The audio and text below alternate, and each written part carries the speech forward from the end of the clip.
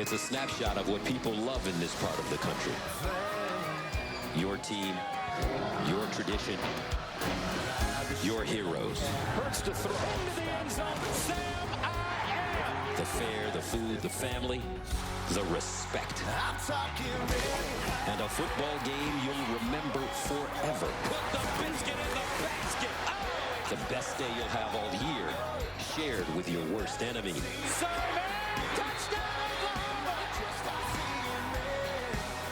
Oklahoma, Touchdown Sooners. Texas. The Red River Showdown.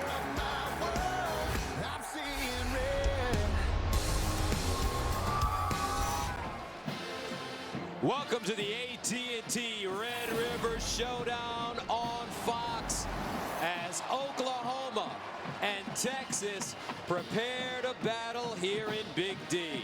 Tensions running high. Pre-game 10:34 this morning. Teams were flagged. Both teams setting the tone for one of the most emotional games of the college football season.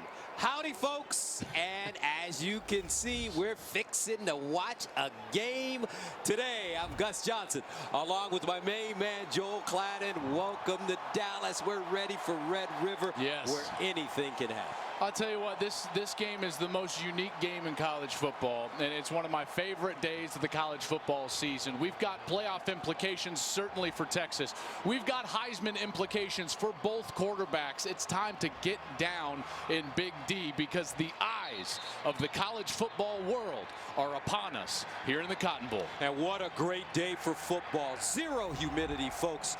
54 degrees. Football weather. In Texas, Jalen Hurts, a Houston native, playing in his first Red River Showdown. Oklahoma won the toss. They've elected to receive. As you take a look at the series note, Texas leads, but OU has won 7 of the last 10. Texas with a dramatic victory last year in this game. OU coming in with an undefeated record, only one blemish. For UT, a close loss against LSU. CeeDee Lamb is the deep man, one of the great offensive players in the nation. Cameron Dicker will send it away. Texas, OU, Red River, and here we go. They kick it to the far side. TJ Pledger will run it. Pledger crosses the 30 and gets up to the 35-yard line. And that brings on Jalen Hurts from Houston, senior, transferred from Alabama. He's played in big games like this, national championships, played in the Iron Bowl against Auburn, and he is so excited and ready to face Texas in this football game. And this is such a unique environment. Very interested to see how he plays early in this game. Remember, it was early in the game last year when Kyler Murray made a couple of mistakes, put the Sooners behind the Longhorns with a couple of turnovers. Kennedy Brooks in the backfield, and they give it to him running right with a lot of running room. Gets to the 40, first down and more.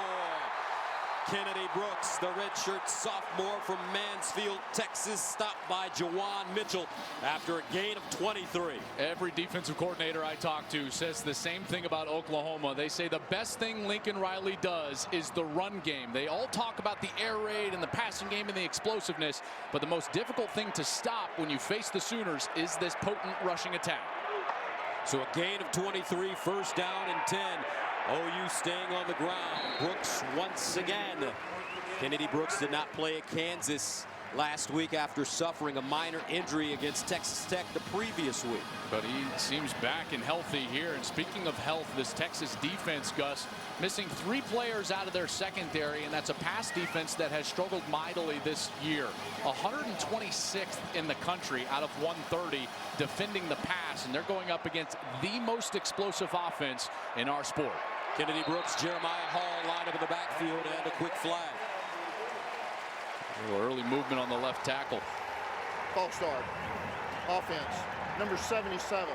It's a 5-yard penalty. Second down. It's Eric Swinson. Swinson missed some time last week.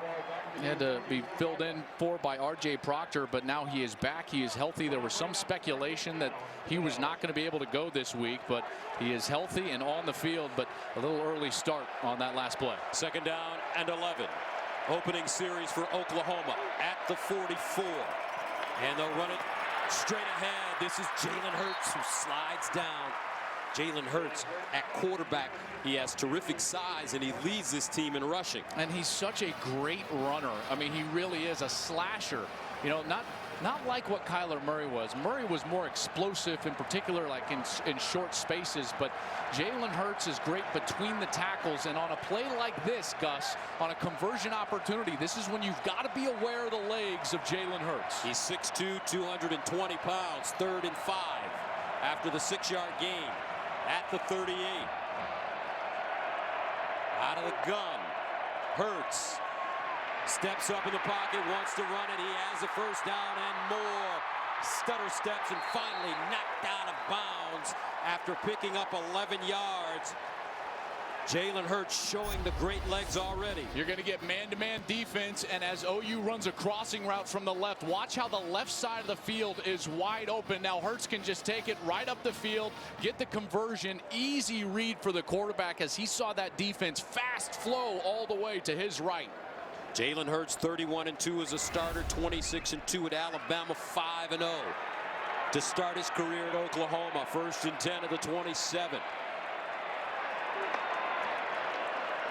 And Hurts again straight ahead, and he'll be lucky to get back to the line of scrimmage.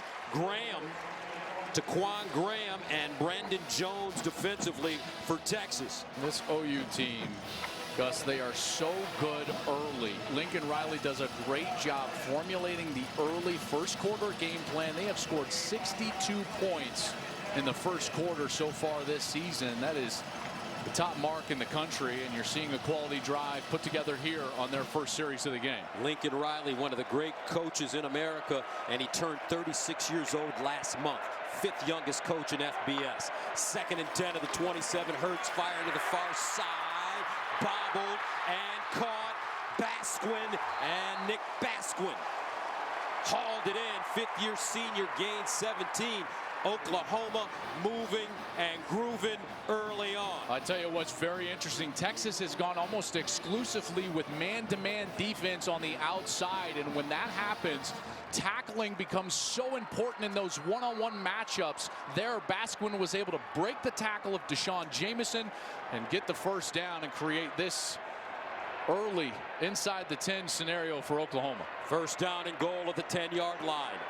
And it's Hurts looking, pulls it down, scrambles, decides to run it, now backs up, lets it fly, incomplete. CeeDee Lamb, the intended receiver in the corner, covered by Brandon Jones. That is what is so difficult about these quarterbacks. You're going to see it from Sam Ehlinger when Texas has the ball as well.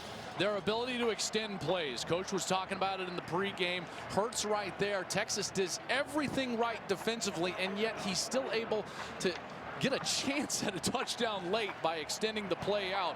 But a great job by that Texas defense, forcing him to throw it late. 2nd and goal at the 10. Kennedy Brooks in the backfield once again for OU. Hurts sprints out, wants to run it, tries to turn it up. Not a lot of room, and he finally goes down. Terrific open field tackle. B.J. Foster.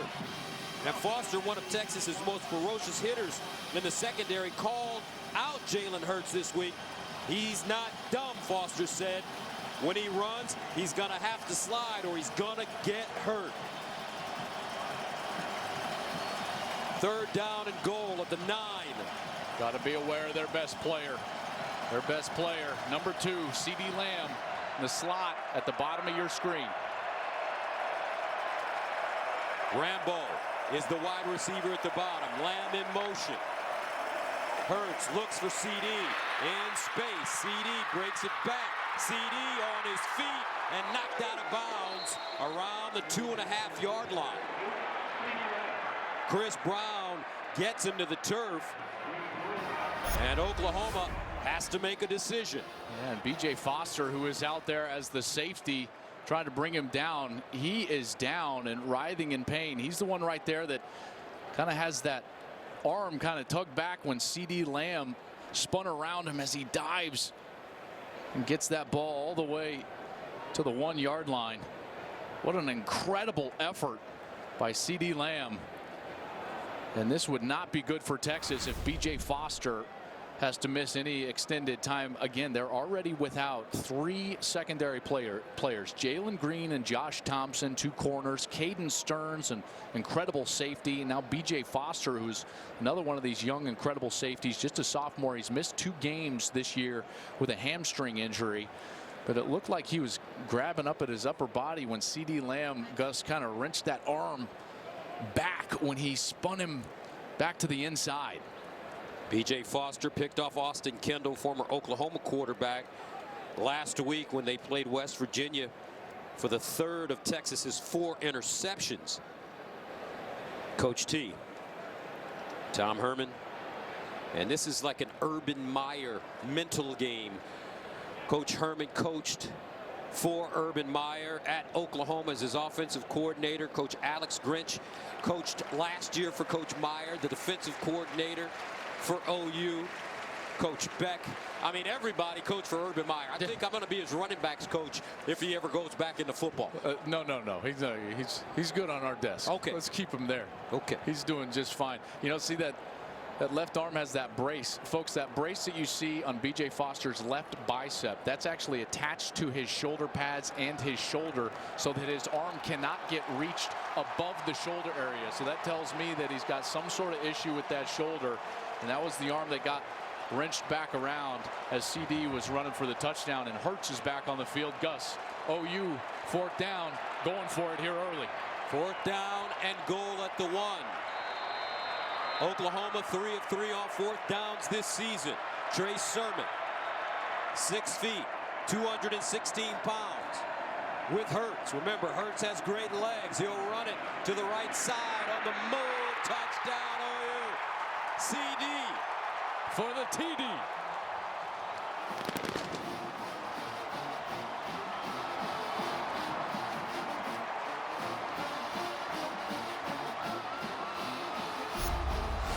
Just a quick route out to the outside. But watch number 14, Charleston Rambo. He sets this up by getting inside and almost creating a pick that is not actually a pick. Now the defender's got to run over the top. That was Brandon Jones. He's too late. Touchdown Sooners. 19th catch of the year for CeeDee Lamb. He scored a touchdown in 8 straight games. Extra point is good. Oklahoma goes on a 10-play, 66-yard drive on their opener. They eat up 5:06. CD for the TD. OU up 7-0. Big News Saturday is presented by AT&T Business, providing edge-to-edge intelligence. And is sponsored by Progressive Insurance, handing off big savings to you. So many great moments turned in this series, the Red River Showdown. One player turning in good moments already. CeeDee Lamb, 8th straight game with a touchdown. And Oklahoma on the board first. Gabe Burkett will kick it away. Devin Duvernay, the senior, the deep man for Texas. Duvernay comes up to field it. He'll start from the 1-yard line. Duvernay with the seam. Duvernay, very good return as he crosses the 35-yard line, and that will bring on Sam Ehlinger. This guy is a winner.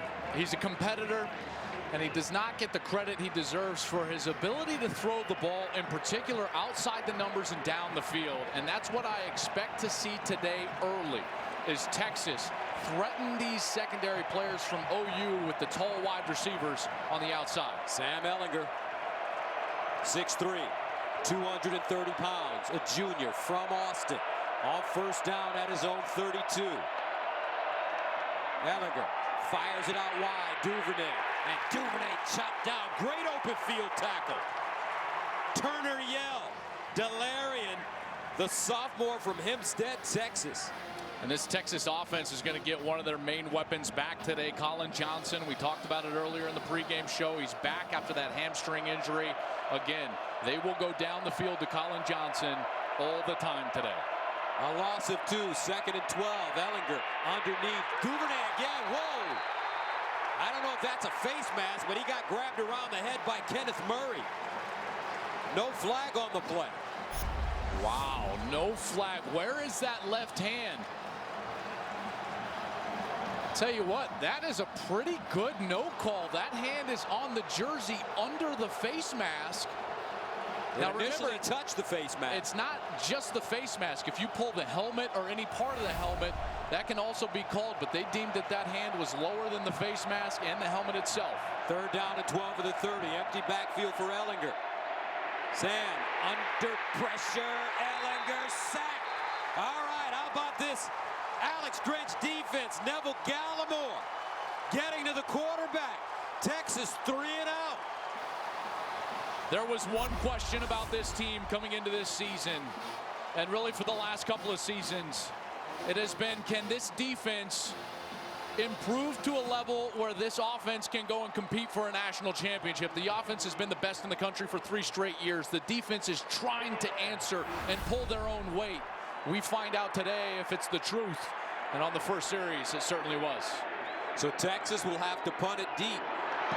Buchevsky sends it away. Lamb, the deep man.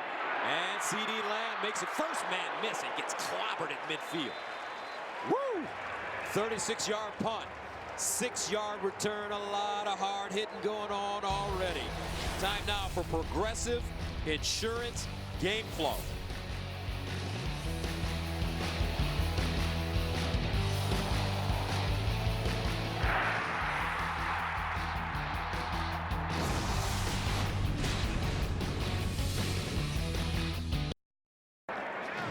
Oklahoma up 7-0. Time now to join the 3rd member of our team on the sideline, the All-American girl, Jenny Tabb. Well, Gus, it has been an easy relationship building between C.D. Lamb and Jalen Hurts. We saw that last touchdown. Now, in talking to both of these guys, they said it was a pretty immediate connection. Now, C.D. has told me Jalen has pushed him. He's also pushed this entire offense because they feed off the energy. We saw what Jalen said about playing in this rivalry. He said, I've played in big games, and that is how this entire Oklahoma team is approaching it. Quick injury update, guys. B.J. Foster is expected back. He did have that shoulder evaluated. He's good to go. All right, thank you very much. Oklahoma takes over with great field position at the 44. Hurts looking, delivers to the sideline. He's got an open receiver. C.D. Lamb once again. And who could forget the combination of C.D. Lamb and Marquise Brown last year for this Oklahoma team? Man, his mom calls him Hollywood. I'm going to call him Hollywood. Man, you keep saying it's Marquise. Marquise, we know you're watching. Hollywood. Gus still waiting for that jersey. That's right. 1st down and 10 to the 39. Hurts scrambling. Dumps it off.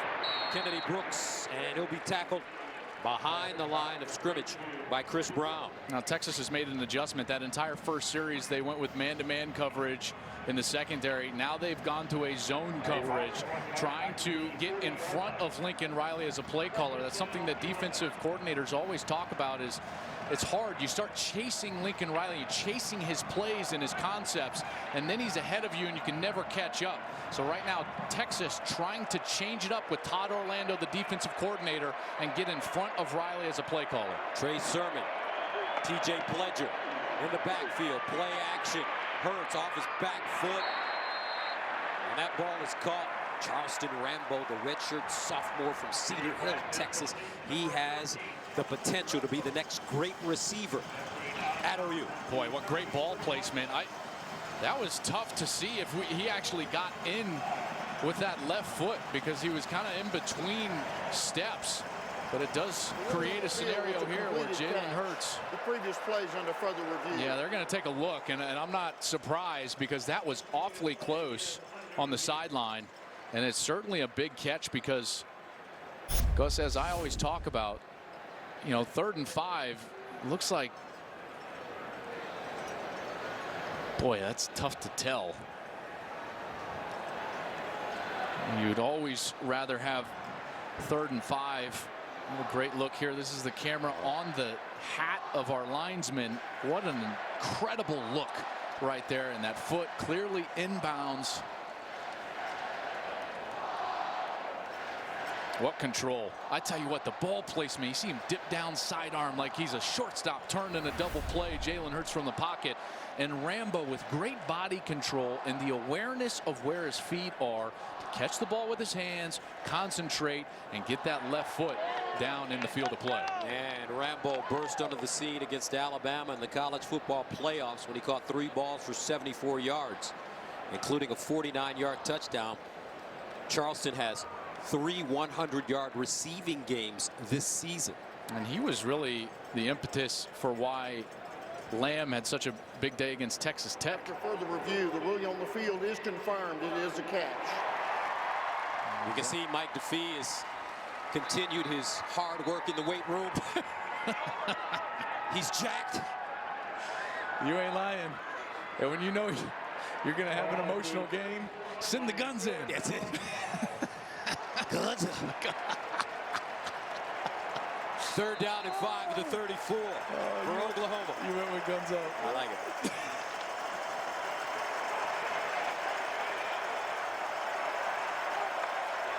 Hurts. Rolling. Running. 1st down.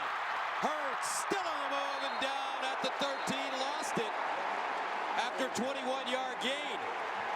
But they say he was down. Anthony Cook with the tackle. Jalen Hurts gashing the Texas defense. Watch this man coverage again, and they send a pressure, which means there's no spy for the quarterback. All he had to do was that little pump. He got that pump. Jamison can't come off of his player, and then at the end of the run, you see that ball start to come loose, and it was certainly loose as he was going down to the ground, which means if there was a clear recovery, which there was by Texas, and this bit gets reviewed, I fully expect this to be Texas ball. After this review, that ball was certainly coming loose, and there was a clear recovery by Texas in the immediate course of play as Jamison was coming in, number 5, and got that ball. Absolutely, that ball was coming loose. Hurts losing control before he went down.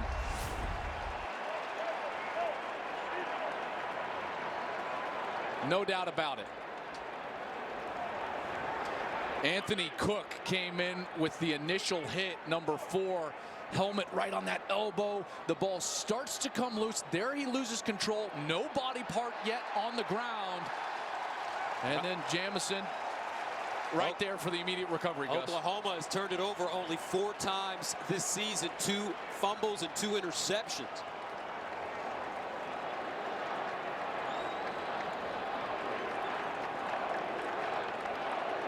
Boy, what a huge play that was going to be. It was going to set them up again inside the 15 after the 3-and-out on defense. Mike Pereira, our rules analyst, is with us here in the booth. Mike, you see anything that would allow this to stay with OU? I see it the way you see it, Joel. Listen, he loses control of the ball. Now to regain it, once he gets control, he has to hold on to it when it hits the ground. And it doesn't. It pops out immediately. So I see it exactly the way you do. And the big issue is there is a clear recovery.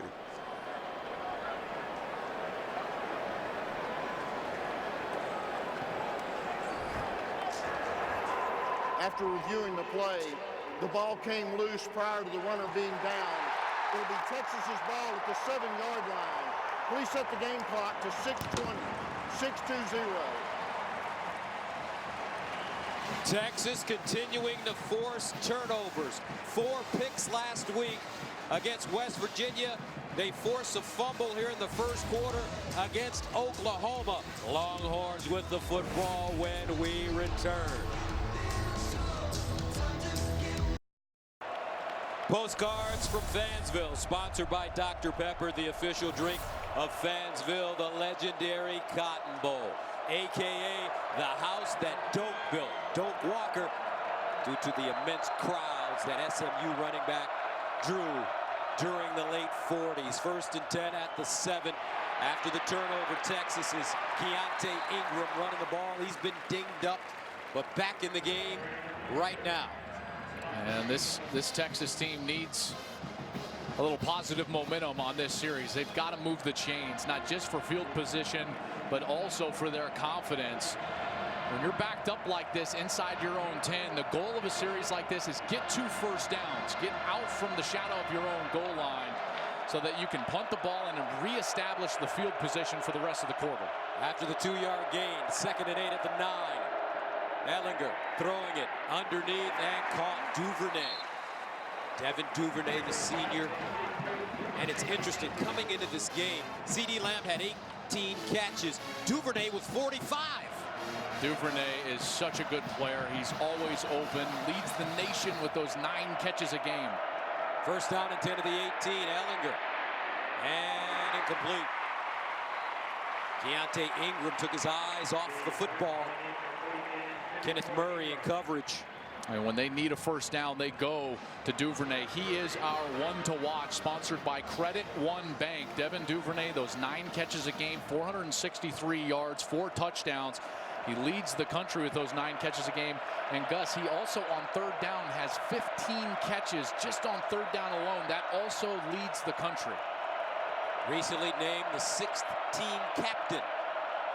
2nd and 10 at the 18.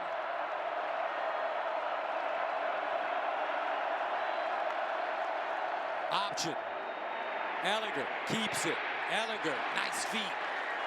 Sam Ehlinger, 230 pounds. He is not afraid of contact. Terrific runner as John Michael Terry finally brings him down. Yeah, and this offense is doing exactly what they've needed to do, but now on a 3rd down, where are they going to look? I just told you, 15 catches for Devin Duvernay. Bottom of your screen in the slot. 3rd down and 4 at the 24. Ehlinger delivers underneath, first down UT. Nice throw. Great catch. And this time it's Eagles with the reception. Terrific timing here and ball placement. Right when Ehlinger hits his back foot, boom, that ball is out, and it's right on the face mask of Brennan Eagles. He's 6'4", 225 pound. All of these receivers, man, for Texas, they are monsters on the outside. First down at the 30.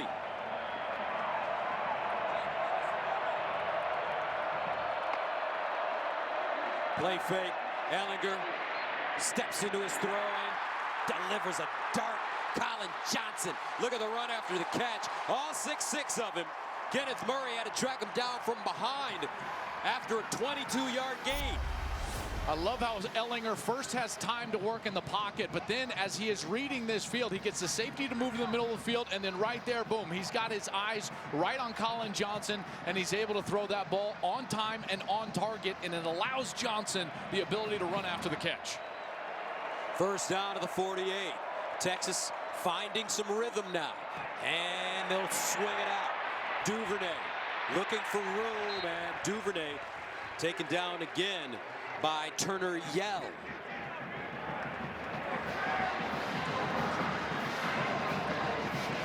I like the way these secondary players are tackling for Oklahoma. Well, that's a big question for them. They were, I mean, no way around it. They were awful in the open field last year tackling, and that's something that Alex Grinch has talked about, that he wants maximum effort and the ability to bring them down in space, and they're doing that much better so far this season. Roschon Johnson in the backfield at running back. They give it to him, the converted quarterback. Pat Fields goes low and brings him down after a 4-yard gain. This kid's very talented. Now, there's no doubt about it. He comes in as a 4-star quarterback recruit, but because of injuries decimating that running back room, he goes over there in preseason camp, and he's become a really good piece of this offense in the backfield. But this is quarterback time. 3rd down, your quarterback's got to step up and make a play. 3rd down and 6 at the 44. Johnson remains in the game as the pistol back. Ehlinger hit. And Ehlinger will be tackled for a loss. Kenneth Murray got to him first. And that brings up 4th and long. Here he comes just on the blitz from this side. They're trying to pull that guard, and number 75, Junior Ongilau, does not see the pressure. Murray's got a free run, and Ehlinger's got virtually no chance in the backfield. So Texas has to punt it away. Buchevsky standing at his own 40-yard line. C.D. Lamb is the deep man. Lamb inside the 10. End over end kick. Bounces backwards. Oh, what a kick by Buchevsky. It'll be down at the 5. He's got some English on that football. A 41-yard punt. And it'll pin OU deep in their own territory. Sooners with a 7-0 lead.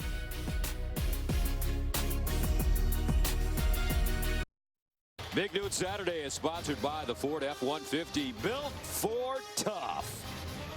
And by Wingstop, where flavor gets its wings. Aerial coverage is brought to you by our good neighbors at State Farm.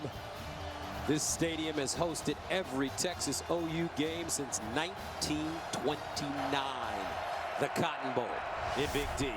1st and 10 at the 5-yard line. So Texas flips the field. They did a great job there. That's the exact goal. You would love to score points, but they reestablished field position and now pinned Oklahoma deep in their own end. Sooners from the 5. Hurts just trying to give his team some room. Jalen Hurts starts the game 6 of 7, 48 yards. He also has 45 rushing yards, has thrown a touchdown. Jamari Chisholm with the tackle for Texas. Cut off those sleeves. Look at that sleeve. He was wearing long sleeves. He had a fumble on the last series. Look at those sleeves. They cut him off on the sideline. I'm sure he thought that they were a bit slippery when he was trying to run with the football. Now he's got better grip as a runner. Interesting. 2nd down and 7 at the 8-yard line. Here is Brooks around the left side of the 1st down. Oklahoma running downhill. Terrific run. And that's a gain of 14 yards. Check out this block right here. This is Kennedy Brooks, and he's actually going to come out and he's going to hook the support player in the Texas defense. That's number 15, and that block is what gets him the corner. It's a terrific job. A little mess right there. You can tell Hurts was reading it. Brooks is able to get the corner. Jeremiah Hall with the block on the edge. Creates a 1st down. 3 carries, 43 yards for Brooks. 1st down. At the 22, Oklahoma with some breathing room. Hurts will swing it out. C.D. Lamb trying to make people miss, and he will not. Joseph Osai with the tackle in the open field. Joseph Osai is one of the guys that Texas has talked about this year, and specifically this week as a guy that they think is playing the best football on this defense. He's got 29 tackles on the year, a couple of sacks, and there you see his ability in space, even against the very dangerous C.D. Lamb. And Joseph Osai making his mark on this game as a sophomore. Young man was born in Nigeria, came to the States at age 10. He saw football on TV and fell in love with it. Coach T is in love with him as well. 7-0, end of the 1st.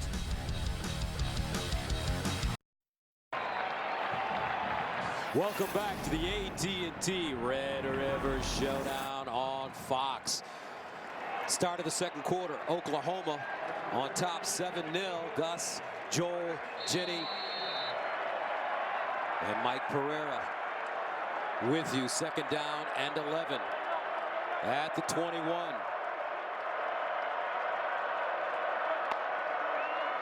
Hurts steps up in the pocket, in trouble, breaks contain, tries to get outside, and does. Jalen Hurts, another huge chunk of yards, a 7-yard pickup.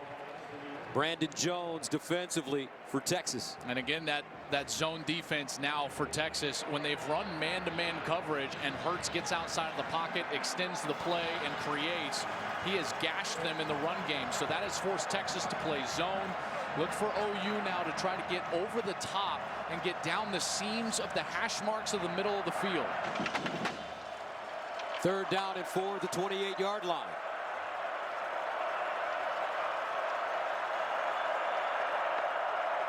Hurts runs again, and another 1st down. Jalen Hurts making people miss. Stiff arming, gets down inside the 50, a 22-yard gain. Keandre Coburn finally with the tackle. Check out the move Hurts puts on Chris Brown, number 15, right here. Bam, outside.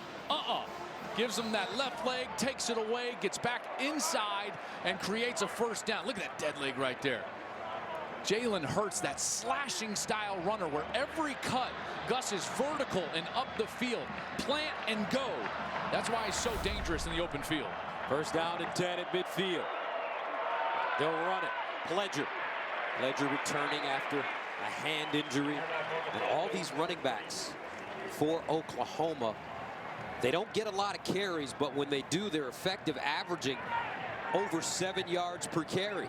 I mean, you got Ramondre Stevenson. We haven't even seen him. He averages 11 yards per carry. Hurts averages 8.8 yards per carry. Kennedy Brooks, 8.2. Trey Sermon, 7.7. I mean, it's absurd, the production from the run game that every single one of these backs has. And that's a credit to those 5 guys up front, the offensive line for Oklahoma. Hurts already 8 carries, 77 yards. 2nd and 5 of the 45. Looking, Hurts in trouble again. Another first down as he slides down. And his ability to run the football is the X factor for this OU team. It really is, and in particular when Texas does everything right. Check out the coverage in the back end. Hurts has nowhere to go with the ball. There's that zone defense I was talking about. Everybody sinking back for Texas. Now Hurts, he sees the opening. Here's a great shot from the umpire cam. Right on the hat of that umpire. Hurts knows where the sticks are, gets the line to gain, and then goes down. A gain of 6, first down at the 39 for Oklahoma. Hurts finds C.D. Lamb in space, turns it up, first down OU. C.D. Lamb breaks it across the field, still on the move, and finally dropped at the 12. C.D. Lamb slashing away for 26 yards. Deshaun Jameson finally stops him. When you've got a guy that can get all the way outside, look, the defense doesn't see him. No one runs with C.D. Lamb. He's wide open on the outside. Easy read for Jalen Hurts. He delivers it to the electric Lamb, who creates a first down inside the 15. And they'll run it. Brooks. Not a lot of room on that right side. Nicely done. Joseph Asai drops him. Well, we haven't even gotten to, it's been such a fast-paced game, we haven't even gotten to the fact that OU is without their all Big 12 tight end, Grant Calcaterra. And this is where they tended to target the tight end, whether it was Mark Andrews when he was here or Grant Calcaterra last year. The red zone is where they would target those guys, so they are without Calcaterra. That means Lee Morris, the former walk-on number 84, is a guy that's going to have to come up big in the red zone. Morris with 10 career touchdowns. 2nd and 8 at the 11. They look in the corner. Lamb incomplete. That one thrown behind him. Anthony Cook on defense for Texas. What a huge play here for the Texas defense. Can they force a field goal opportunity? And if you can do that in the Big 12, you're winning. You're absolutely right. And this is a chance for this defense to try to get themselves off the field, force a kick. I would expect some type of pressure here from Texas in the face of Jalen Hurts, and you're going to see all the linebackers start to walk up towards that line of scrimmage. 11th play of the drive that started at the OU 5. 30.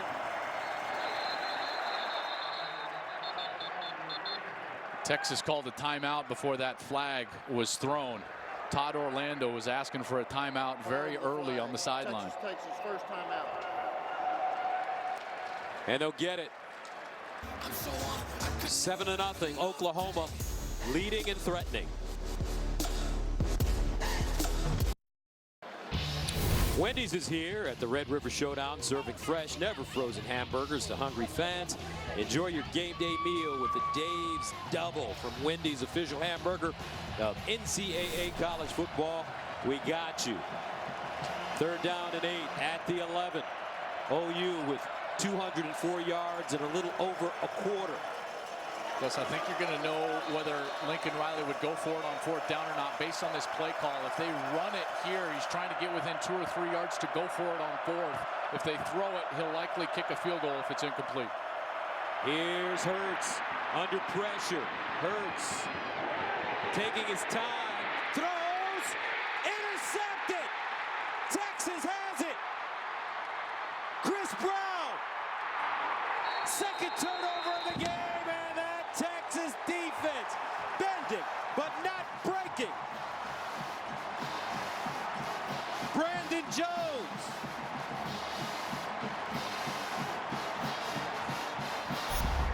What an incredible job by Chris Brown.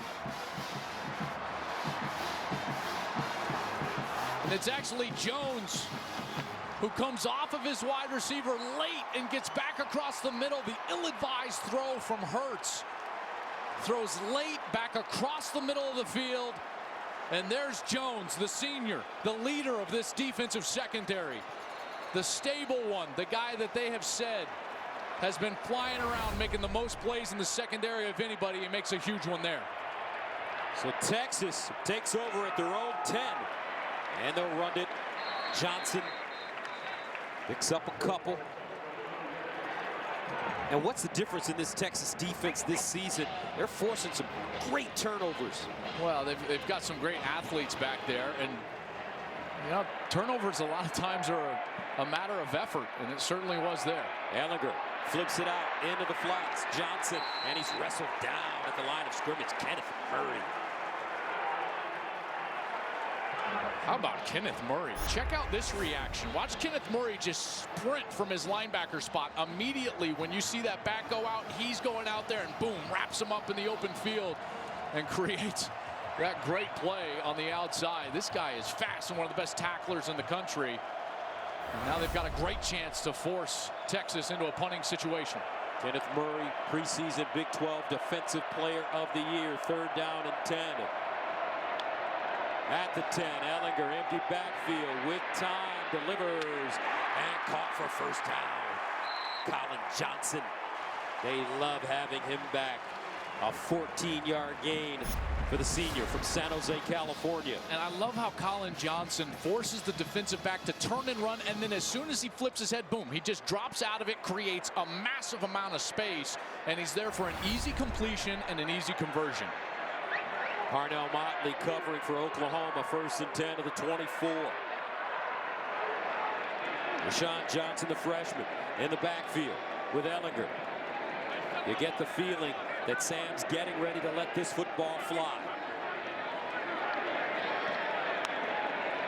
Ehlinger to throw. Ehlinger goes deep. Ehlinger! Incomplete at the 40. Wow, great throw. Jake Smith just couldn't hold on. Delarian Turner-Yell in his hip pocket. A decent job by Turner-Yell of getting his hand just barely right into the arms of Jake Smith, a tremendous true freshman who plays in the slot. And that was an unbelievable throw from Sam Ehlinger. That was in a perfect spot. Jake Smith with 4 touchdown catches in the season's first 5 games. 2nd and 10 to the 24. Ehlinger, quarterback, draw, and nothing. OU ready, prepared, Motley, and a loss of 1. And we saw that one shot taken down the field, and that shot was taken to Jake Smith. I got to assume that they've got to go back down the field here, even on a 3rd and long, rather than just get the line to gain. You're going to see them start taking some shots, and one might pop up right here. Texas has to test the Oklahoma secondary. They've been the weak spot on this team for the last couple of years. 3rd and 11. Sam Ehlinger rolling. And Ehlinger turns it up. Kenneth Murray says, not on my watch. And Texas will have to punt it away. How about the closing speed of Kenneth Murray? Ehlinger's got a huge gap. Look where Murray's at right there. He's way behind the play, and he's still got to get all the way out to his right and make the tackle, and he closes like a bullet. Kenneth Murray is playing some football. Was that Kenneth Murray we were with in the elevator that day we were at Oklahoma? Yes, the massive. Yes. Yes. What? Yes, that man was running that fast on the field. Oh, geez. So on 4th down, Texas punting and a whistle prior to the snap. Flag on the play. prior to the snap. False start. Kicking team, number 44. It's a 5-yard penalty, 4th down.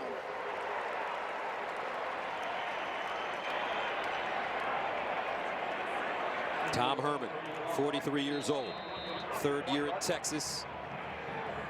He's done some amazing things with this Longhorns team. After a 7-6 record, they beat Georgia in the Sugar Bowl, finished number 9 in the final polls a season ago.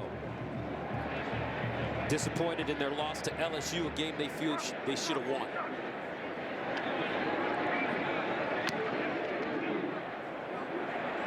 Lamb from the 36.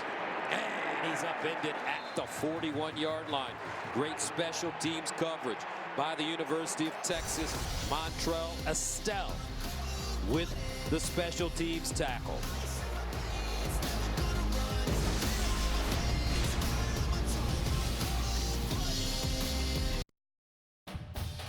Big Noon Saturday is sponsored by State Farm. Talk to an agent today. Welcome back. 7-0. Oklahoma leads Texas here at the Red River. The 2 best teams all season in the American League will square off for the AL pennant as Aaron Judge and the Yankees take on Jose Altuve and the Astros. Game 1 of the ALCS tonight. 7:30 Eastern, 4:30 Pacific on Fox and the Fox Sports app.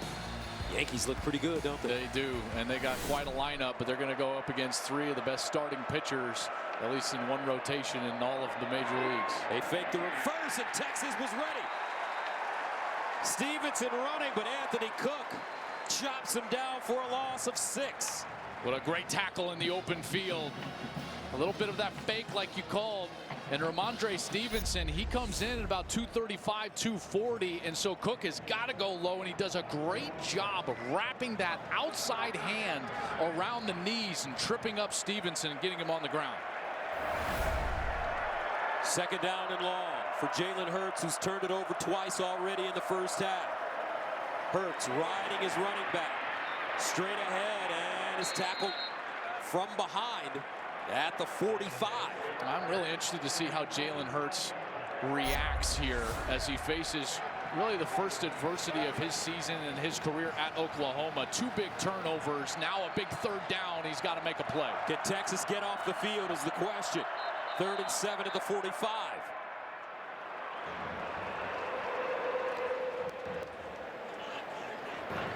Texas takes its 2nd timeout. And Texas charged with their 2nd timeout. Back after this.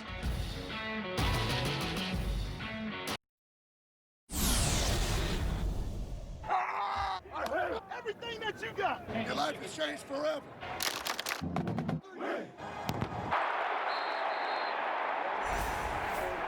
7-0. Oklahoma faced with a 3rd down and 7.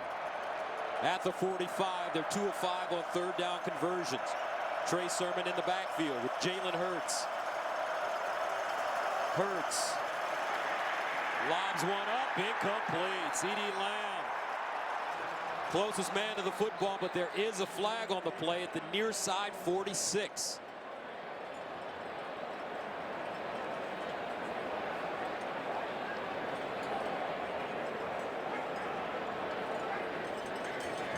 Gus, I kind of think this is going to go against Oklahoma. They're trying to run crossing routes, and from the right side, it looked like to me that they're trying to pick CeeDee Lamb's man. Look at 84, Lee Moore. See how he goes in there and shoves him? Offense, number 84. That penalty's declined. 4th down. Not only that, but Joseph Osai with the pressure, number 46, got to Hurts and got that right arm before he could follow through. That's why that ball came out so high and awkwardly, but Lee Morris, number 84, called for that pick in the middle of the field. Great call by the official. Oklahoma punting for the first time. Deshaun Jamison is the deep man. Not a very good punt. Out of bounds around the 35, a 21-yard punt. Time now for a T-Mobile game break. Number 3, Georgia has won 15 straight against the SEC East, trailing in the 2nd quarter against South Carolina. DeAndre Swift will go in for 1 yard out to give Georgia the lead, but Parker White just kicked a 49-yard field goal. They're tied at 10 in the second quarter. Back to Gus and Joel at the Cotton Bowl. Well, Georgia had a bit of an emotional win last week on the road against Tennessee. Tennessee played one of their better games. I know Georgia scored 33 straight points, kind of pull away in that game, but it was a physical game. And then you come right back. You're playing another conference opponent. It's an early game. They came out a little sluggish. Right now, what you're seeing is at this Red River game, Gus, we thought we were going to see a shootout. We're seeing a defensive battle play out between OU and Texas. A bit surprising, in particular, that Texas has not found a better rhythm on offense with Sam Ellinger as their trigger man at quarterback. Ellinger, 7 of 9, 50 yards. Similar to the game last week against West Virginia in Morgantown, Texas was down 7-0 at one point. First down and 10. Ingram. Keontae Ingram with a 7-yard pickup. Pat Fields with the tackle. Trying to establish that run game and that physical nature of that offensive line. These 5 guys up front have started every single game this season. Cosme at left tackle, probably their best, but that's something that Tom Herman said was the strength of their team was their offensive line. And here when they need it, they went right there to the run game, tried to establish some toughness and some rhythm. 2nd and 3 at the 31. Bobbled. Ellinger picks it up, and he'll scramble to just get out of bounds. Did he get it away?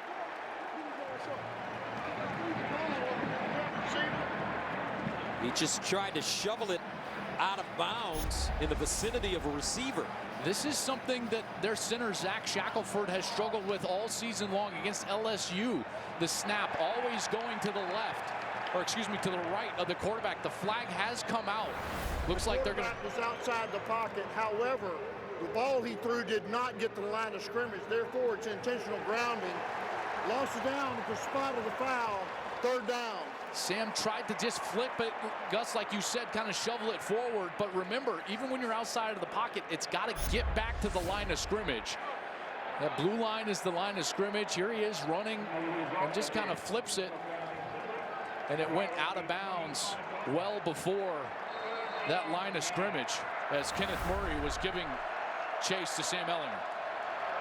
So that makes it 3rd down and 9 at the 25. Texas 2 of 5 on 3rd down conversions.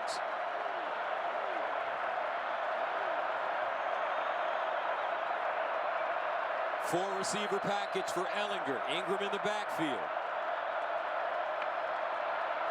Ellinger. And Ellinger will be sacked by Pat Fields out of nowhere. The sophomore from Tulsa. 3rd sack of the day for OU. And I like the way this defense is playing for Oklahoma. And the coverage on the outside, Gus, that's really where this started. There was nowhere to go with the ball, and that allows the safety to come all the way up and get the pressure on Sam Ellinger. And Fields was able to get home because of the coverage on the outside. Nowhere to go with the ball. Nice job by these DBs getting their hands on the wide receiver. Maybe some grabbing that was not called on the outside, but Fields gets home for the sack. Ryan Buchevsky punts from inside his own 5. C.D. Lamb hovering around the 40. Buchevsky gets it away. Lamb. Fair caught at the 45, a 38-yard punt. And a flag. A flag on the play. Will stay right here. Ellinger dejected as he walks off the field. Oklahoma has been issued a sideline warning. That's their first of the game. Media timeout. All right, we'll step away. 7-0. OU will get it again right after this.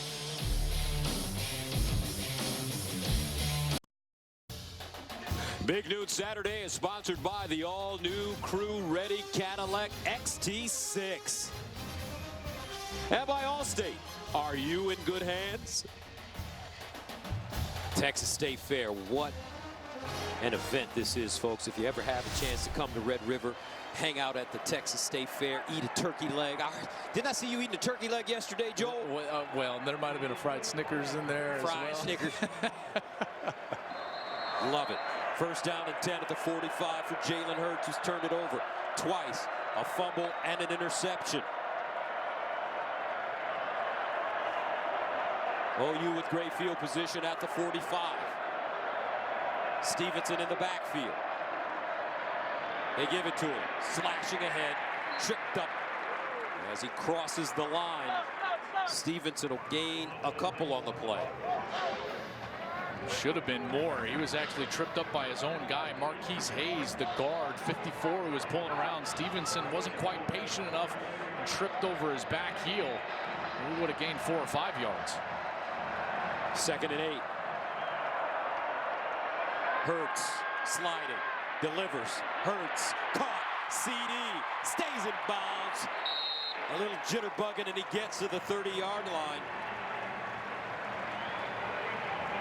CD Lamb continuing to have a big first half. 6 catches, 73 yards and a touchdown. So difficult for the defensive back to try to stay with a player like CD Lamb. He came all the way across the formation on that deep over route, and after the heavy play action, he was open for Hurts in the back end. First down at the Texas 31 for Oklahoma. 3:20 to go in the first half. Here's the handoff. Stevenson breaking tackles. It'll get down to the Texas 15. So gains of 22 and 15 yards on the last 2 plays for OU. They do such a good job of using the motion to create space, and then all of a sudden you get some clear out, and now you've got room to run on that left side. And Stevenson's able to gain positive yardage. That's another one of those ways that Lincoln Riley uses his formation and the motion or movement of the system in order to create space and gain yards. First down to the 17. Hurts looking backside, nothing there. Hurts takes off. Jalen Hurts out of bounds, close to the Texas 5. Gains of 22, 14, and 12 yards on the last 3 plays. That'll make it first down and goal around the 5, maybe the 4.5. Looked like that one was designed to go to the right. Everyone was flowing over to the right. The offense is right, even the wide receivers and the defensive backs. So when he broke it off and extended the play back to the left side, there was nobody there. And the last 2 times Gus in the red zone, Hurts has turned it over. First down and goal at the 4.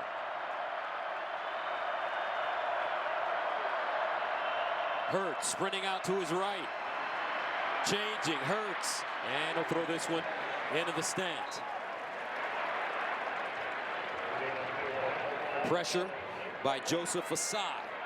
Asai has been an animal. He's been all over his effort and the ability to get back into the pocket and create some havoc on Hurts has been very good so far today. But Hurts there does the smart thing. Remember, on the last possession down here, he forced the ball in there and tried to throw across his body. It was picked off there. He just burns it all the way out of the back of the end zone. Second down and goal at the 4. Hurts delivers. Incomplete. Intended for Rambo. He said he had it.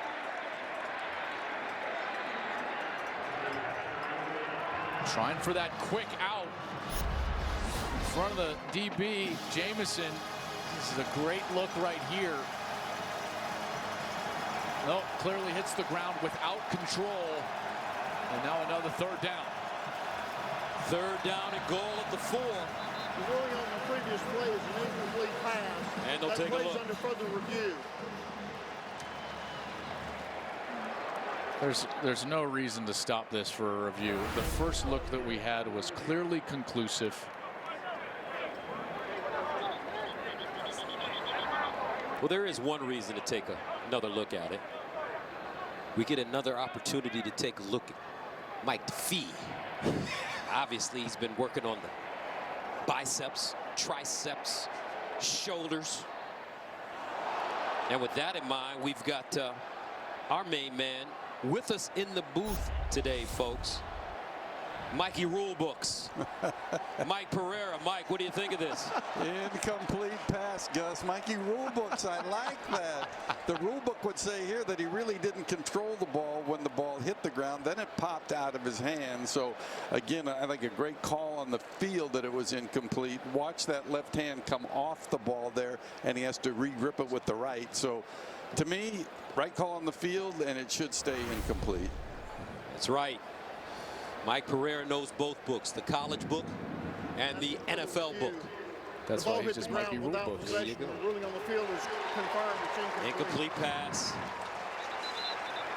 Makes it 3rd down and goal at the 4. You know, the reason I don't like that stoppage is you can say, well, they're trying to get it right. Yeah, but you give Oklahoma an artificial timeout there on a clearly conclusive replay in real time. And now Lincoln Riley has had a chance to huddle his team and think about this 3rd down call. The last time they were on the left hash, it was their first series. They ran a sprint out to the right side and got a touchdown. They've been rolling that pocket to the right. I wonder if they're going to do that again for Jalen Hurts. Try to get him on the outside with a run-pass option. From the 4-yard line, 3rd down and goal. OU running it, but Texas swarming defensively. Keandre Coburn with the tackle, and that brings up 4th down and goal. Wow. I mean, Texas has done an unbelievable job now on 3 possessions in the red zone. They have now forced 2 turnovers and here a field goal opportunity. So Gabe Burkich comes in to attempt the field goal. He's taken over the place kicking from Colin Sutherland, who's working through some off the field issues. Sutherland was the kicker in the first 3 games this year. And a timeout called by OU, their first.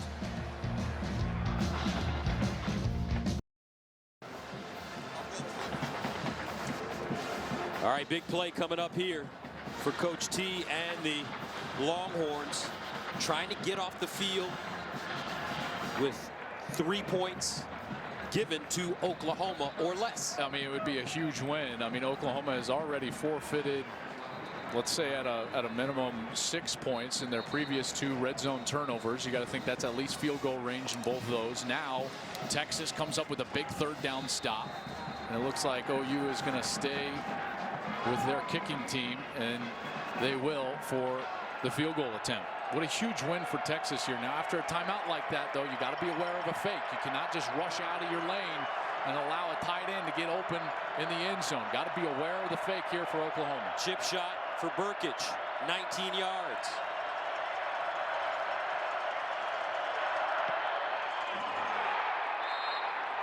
And it's good. 10-0 OU. Under 2 minutes to play in the first half. Coming your way on the State Farm halftime. Remember, combined, these 2 teams average over 95 points a game. So why are we at 10-0? The guys with the answers, plus a massive upset brewing involving 3rd-ranked Georgia. Gus Joel, we'll see you guys at the break. All right, 10-0 our score. OU leading Texas here at Red River. Devin Duvernay is the deep man as Burkich prepares to send it away. And this one kicked deep into the end zone. Duvernay brings it out. Duvernay with courage, and he'll get across the 20 up to the 21. We've got a great slate of NFL action coming your way tomorrow on Fox, highlighted by Carson Wentz and the Eagles taking on the Vikings, or another regional action. Russell Wilson and the Seahawks take on Baker Mayfield. Remember him at Oklahoma? And the Browns. Check local listings for the game in your area or watch it on the Fox Sports app. One thing I like about Baker, he has really brought a lot of interest and fun to the NFL. Some critics love him, some critics hate him. Yeah. Browns are up and down right now. Handshake gate with Richard Sherman. Nick Bosa with the flag last week. Here's Ellen. And up. Caught Duvernay.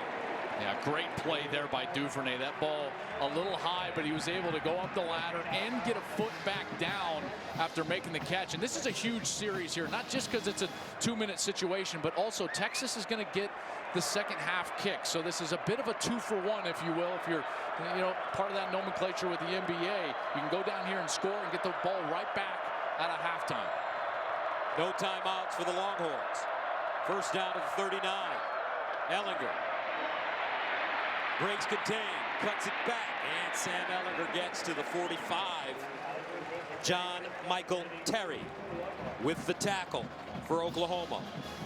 But moving forward, positive yardage that allows you to sit back there, continue to try to get the ball down the field to these big wide receivers. The defensive backs for Oklahoma have done a marvelous job, but Ehlinger is going to have to take a shot down the field at some point, in particular to Colin Johnson. Second down at 5.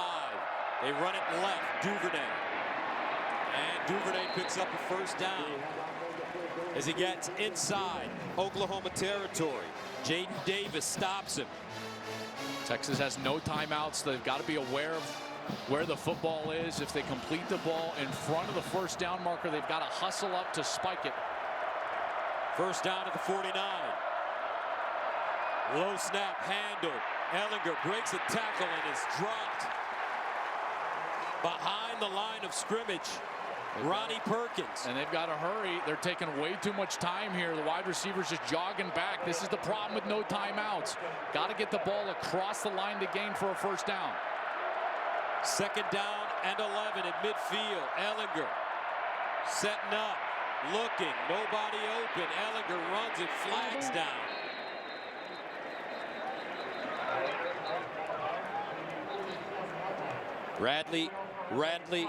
Brandon Radley Hiles, chasing Ehlinger out of play. Yeah, and before Radley Hiles was making that play, he was in coverage. I think they're going to get him on a hold. Holding. Defense number 44. That 10-yard penalty be added to the end of the run. Yardage results in a first down.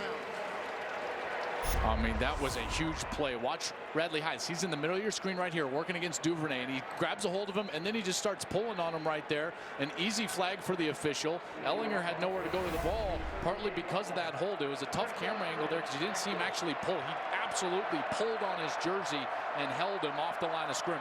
Remember, Texas's kicker, Cameron Dicker, nailed a 57-yarder against Rice earlier this season. It would be 55 yards if they didn't gain another yard from this point, Gus. First down and 10 at the Oklahoma 38 for UT. Ehlinger to throw it near side and caught. Nice catch by Colin Johnson. He laid out, brings it in. 2-yard gain. One of the most sensational 2-yard catches you'll ever see. Watch him extend on this. You're exactly right, Gus. I mean, kind of all the way out there toward the sideline. Was he in? Well, I thought that foot was still down, but now the question is about maintaining control through going to the ground. Remember the process of the catch. It's control, body part, then maintaining control throughout the process of going to the ground. It didn't look like he did, but they're going to let him play, it looks like. Second and 7. Here's Sam Ehlinger. Running. Ehlinger gets close to the 30 and goes out of bounds. It'll give Cameron Dicker some more room to work with in case they don't pick up the first down or the touchdown. Don't forget, the Big Noon Halftime Show, sponsored by State Farm, is standing by. Rob Stone, Brady Quinn, Reggie Bush, Matt Leinart, and Coach Meyer right here at the State Fair. What an unbelievable play by Ehlinger just to allow for this field goal. Remember, if he would have gone down inbounds, this clock would have run out. Cameron Dicker into a tip one from 49 yards out. And a timeout called by Oklahoma. Can I kick it?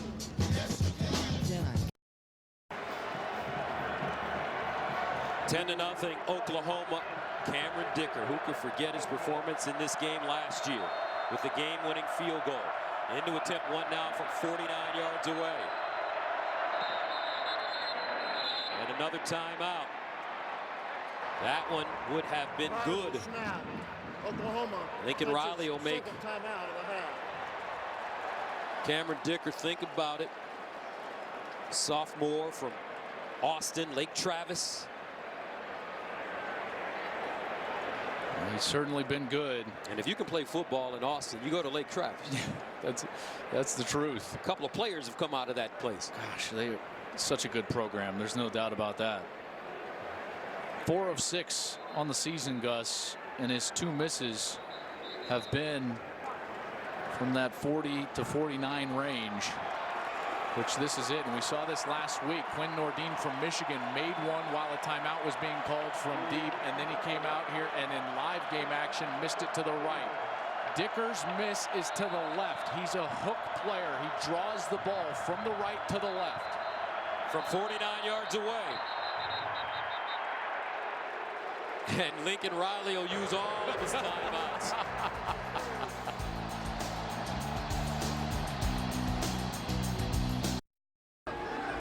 Aerial coverage is brought to you by our good neighbors at State Farm. Rob Stone and the guys are ready to dig deep into this first half, and it's been a great one, an unexpected one, a defensive battle. Texas trying to put some points on the board before they head into the locker room. Cameron Dicker from 49 yards away, got it away.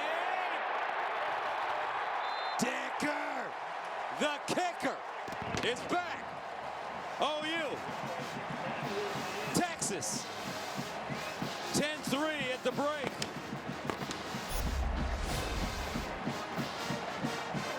Cameron Dicker with that strong leg knocks this one down from 49 yards out. Texas, Coach T will take it. 10-3 our score at halftime. Coming up after this short break, we'll get you to Rob Stone and the guys for the big noon halftime show right here at the State Fair. Let's get it.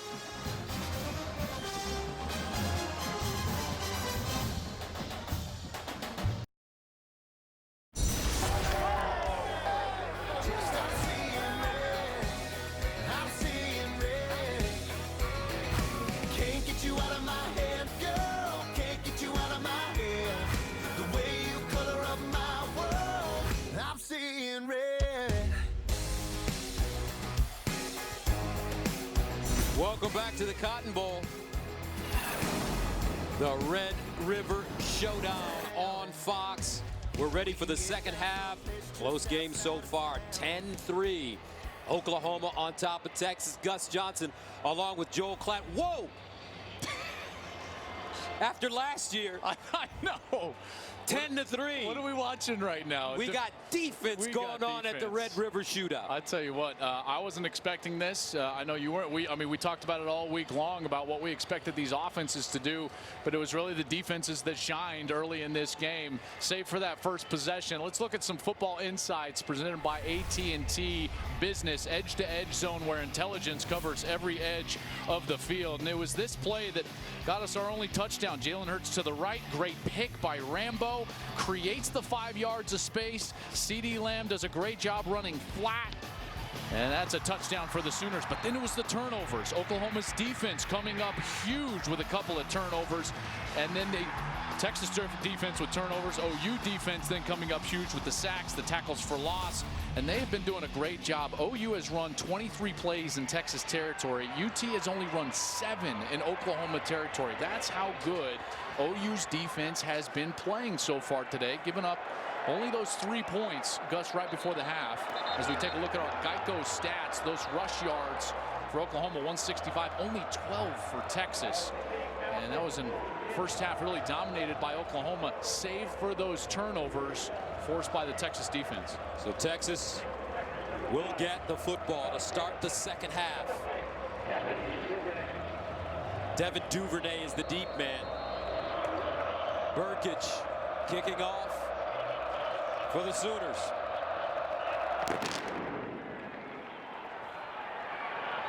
And Duvernay brings it out of his own end zone.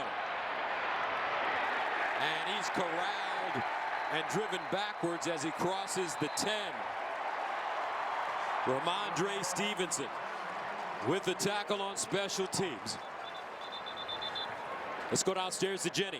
Well, guys, Texas was averaging just under 42 points a game coming into this one. So Coach Herman not afraid to tell me that his offense just wasn't good enough in that first half. Now, he said we cannot abandon the run game, but highlighted the defense and getting those red zone stops were huge for them. Now, Coach Riley also addressed what was happening in the red zone with Jalen. He said he was getting pressed a bit, needs to settle down, but that defense, Gus, he's happy with how they're playing. As well he should be. 1st and 10 at the 13 for Sam Ehlinger and the Longhorns. Here's Ehlinger to throw it on 1st down. Delivers, has a receiver, and incomplete. That one thrown a little late. As Trey Brown tracked the ball down while it was in the air. Eagles, the intended receiver. And Eagles had a step, but you're right, it was late and underthrown, and that's what allowed Brown to get back into position and ultimately get this ball knocked away. And he does a great job of not contacting Eagles forcibly. Does not draw a penalty. That's a good no call and great coverage down the field for OU. Ehlinger, 9 of 12, 71 yards. He'll throw it into the flats. Caught. Ingram. And I tell you what, this Alex Grinch defense, Coach Grinch, the defensive coordinator in his first year coming over from Ohio State, where he coached last year for our Coach Urban Meyer, he has really got these guys queued up on the defensive side like we've never seen before. Well, I mean, early 2000s, they were great, but in this era, you're right.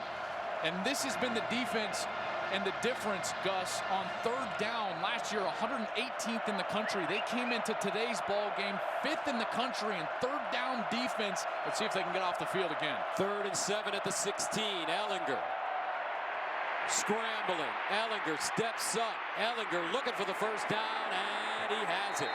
So we've got 2 quarterbacks that can run, folks. We've got the 2 best quarterbacks in the Big 12 who happen to be 2 of the best quarterbacks in America. And this is what is just killer for a defense. Watch Neville Gallimore, number 90, right up the field, does a great job providing some pressure, but it's the extension of the play by Ehlinger that creates the 1st down. Ehlinger now near side. Duvernay, he stood up and taken down. Another great open field tackle for this Sooner team. Justin Broyles this time. Broyles, I tell you what, that's not the guy you want to see in open field is Duvernay, because Duvernay is so dangerous with the ball in his hands, but Broyles comes up and makes a great tackle. 2nd down and 11 at the 26. Ehlinger guns it underneath, incomplete. Eagles the intended receiver again. That one right in his hands in front of Trey Brown. And here's another 3rd down opportunity. It was Ehlinger's legs that was able to create the conversion on the first 3rd down of this drive. I'll draw your attention to number 90, Neville Gallimore. He has provided such a great pass rush during the course of this game. He is the nose tackle right over the center. He's been doing a great job. He's a 5th-year senior. Watch this bull rush. 6'3", 302 pounds. 3rd and 11. Sam Ehlinger under pressure. Sacked again. Kenneth Murray. 4th sack of the game for Oklahoma.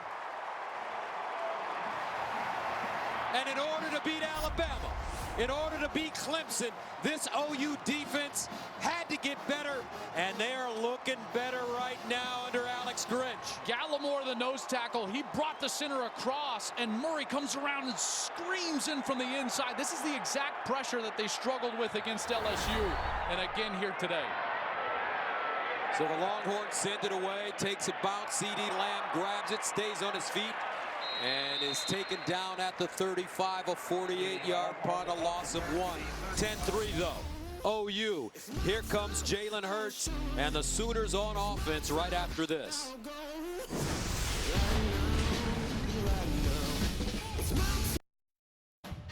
Big Noon Saturday is sponsored by Volkswagen. Drive something bigger than yourself. And by Microsoft Surface. 10-3, defensive gym going on right now between the Sooners and the Longhorns. Download the Fox Sports Super 6 app and play Super 6 NFL Sunday for free for a chance to win up to $250,000. This Sunday we have 2 contests. Games start at 9:30 a.m. Eastern from London on NFL Network, so get those picks in early. Jalen Hurts for Oklahoma, 9 of 15, 95 yards, a touchdown. He's also thrown a pick. He's rushed for 107 yards. He's also fumbled once, 2 turnovers. First down and 10 to the 35. The handoff. This time it's Stevenson. And Ramondre Stevenson, the junior from Vegas, picks up 3. Well, after the defense comes out there with a quick stand on this first possession, now it's incumbent on this OU offense to continue to get into that rhythm. They moved the ball. It was just those turnovers down inside the 20-yard line and then stalling out for a field goal that hurt them. 2nd and 7 at the 38. Play fake. Hurts sets up deep in the pocket. Now bounces it outside. Throws on the move down the field. And incomplete. Hurts under pressure. Trace Sermon down the field, out of the backfield. You know, one of the things that I talked with Coach Riley about at length was that he's been trying to get Jalen Hurts to stay in the pocket and go through the progression. And when there's pressure, that's understandable. But one of the things he resorts to is running too early. And Lincoln's trying to get him to stay in there, read through the progression, get to the 2nd, 3rd, and 4th man in the progression in order to find the completion. 3rd down and 7 at the 38. Hit as he throws, incomplete. That time, Texas bringing pressure. Aside. Hitting Hurts as he throws, and Oklahoma will punt it away. And here comes this pressure right up the middle. Oklahoma is trying to run a screen on this left side. See the left side start to clear out. Hurts has got the blitz right in his face, and he's trying to get back to that little bubble screen, that inside tunnel screen from the left. But Osai is right there. He and Malcolm Roach with the contact. Todd Orlando also calling a great game for Texas, their defensive coordinator. Jamison is the deep. Here's Jamison. Lets it take a bounce. And it's an OU bounce. Downed at the 7. A 55-yard punt. 10-3. Here come the Longhorns at the Cotton Bowl right after this.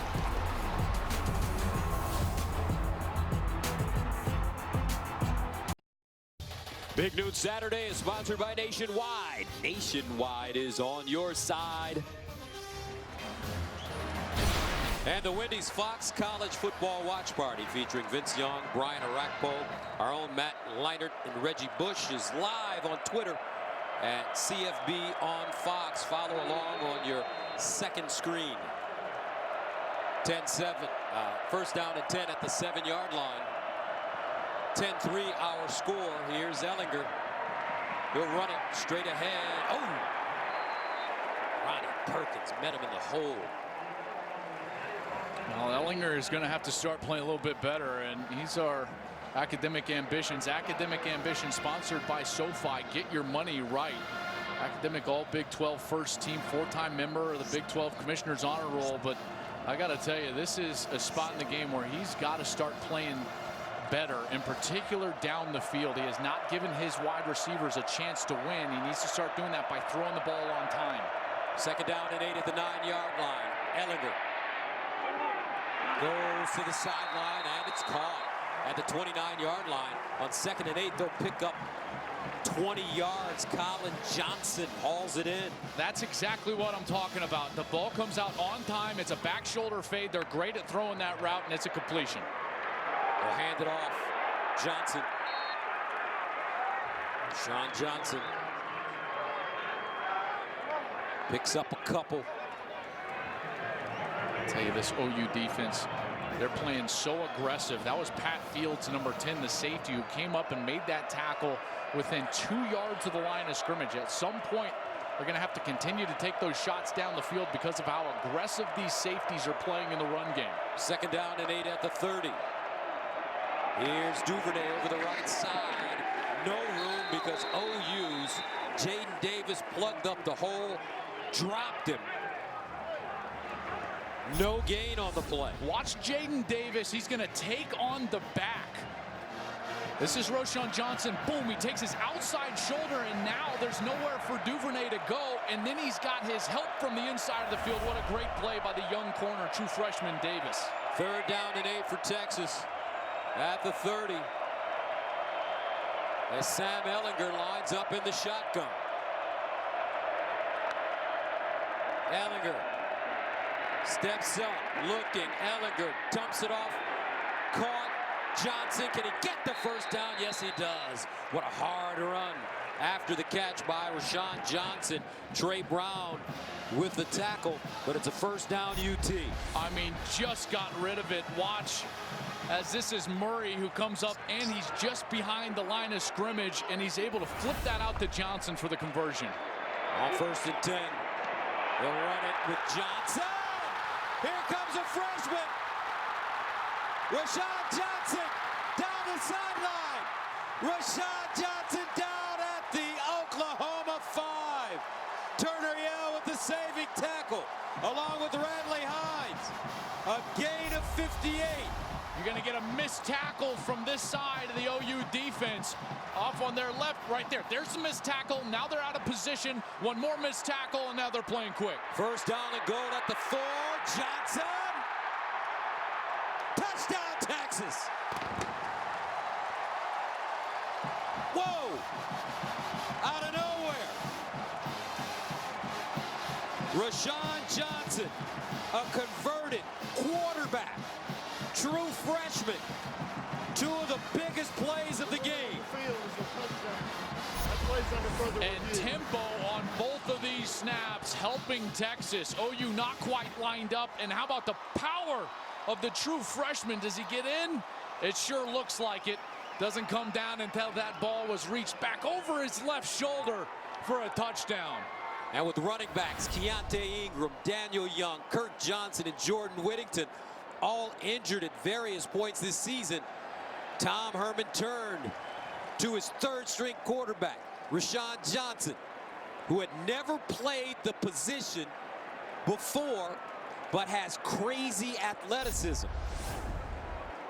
I mean, he does not look like a converted player. Look at the power he runs with. He understands how to absorb the hit with his shoulder, keep his body off the field while extending for the goal line. Watch as he keeps his body off the field and then extends the ball back right there. It looks like it hits the plane of the goal line before that left hip, left side, and left tricep actually come down.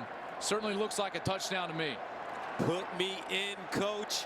I'm ready to play today. Roschon Johnson. He's got a strong last name, partner. That's why you keep going with it. I love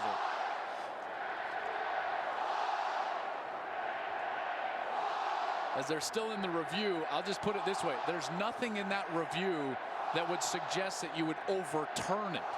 That's why it's, to me, a pretty clear, whether it's confirmation or stands, it's pretty clear this is going to be a touchdown. After further review, the ruling on the field stands, touchdown. So here we go. Texas with a chance to level this game at 10. In 2 plays, suddenly, courtesy of a freshman. Game on. 8:48 to play in the 3rd quarter. Cameron Dicker, who was the hero as a true freshman last year in this contest for Texas, with the extra point. And good.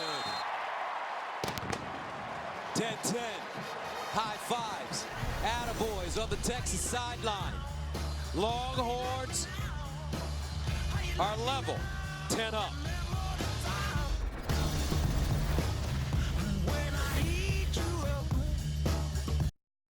Aerial coverage is brought to you by our good neighbors at State Farm.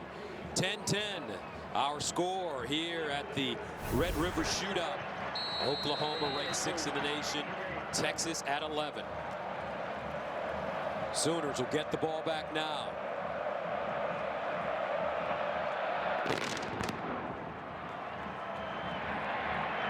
And this one will be down in the end zone. Let's go downstairs to Jenny.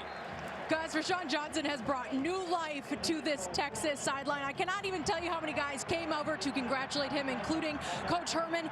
And the way his teammates and coaches talk about him, just so much respect. You know, Ingram said that he is taking every chance he can get to watch film, to get involved, to ask questions. Now, he was asked if he'd want to go back to being a quarterback. His answer was this: if I'm playing running back now, I'm a running back. Simple as that. Thank you very much, Jenny. He'll go back to quarterback after this season is over.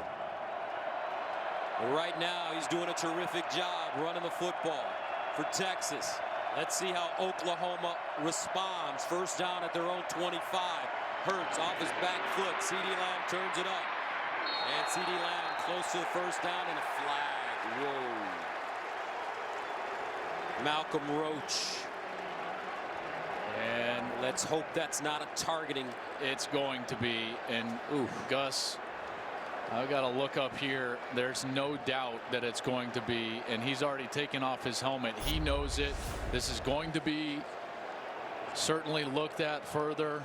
Not only was it a touch late as Lamb kind of goes down, but bam, leads with the crown of his head. Remember, after the play, personal foul, unnecessary roughness. Defense with targeting. Number 32. The 15-yard penalty from the dead ball spot. It plays under further review. There's the two forms of targeting. Obviously, the defenseless player, where then there's any forcible contact to the head or neck area of that defenseless player, or launching to attack with forcible contact to the head or neck area of the defenseless opponent, or forcible contact with the crown of the helmet. This is certainly that last one that I stated. There's no doubt he dips, the head goes down, and he creates what I would deem certainly forcible contact. He's not trying to let up at all. That's absolutely a targeting and a play that they're trying to get rid of. And Malcolm Roach, the senior and the leader of this defense, in my estimation, Gus, is going to be ejected. It looks like he tried to get his head to the side and use his shoulder as he hit Lamb in the shoulder, partner. Well, don't ask me, ask Mikey Rulebooks. All right. After further Mike, review, what do you think? The ruling on the field is confirmed. Number 32 is disqualified. Yeah, and Gus, there's no question here, because actually when he does go to the ground, he's considered defenseless at that point. So you have to keep that helmet out of there. It was the crown. It was forcible in an attacking mode. You had that indicator there. So really the right decision in replay to stay with the call, and the right call on the field by Al Green, the head linesman. This is a giant moment for the Texas defense. Their offense finally got momentum. They had been playing so well. In the last 5 possessions, they had held OU, one of the best offenses in the country, to only 3 points. And now they've just watched their leader, their senior, jog off to the locker room. Somebody for Todd Orlando's defense has got to step up. One of these young players has got to step up and become the alpha, the leader of this Texas defense, and it has to happen now.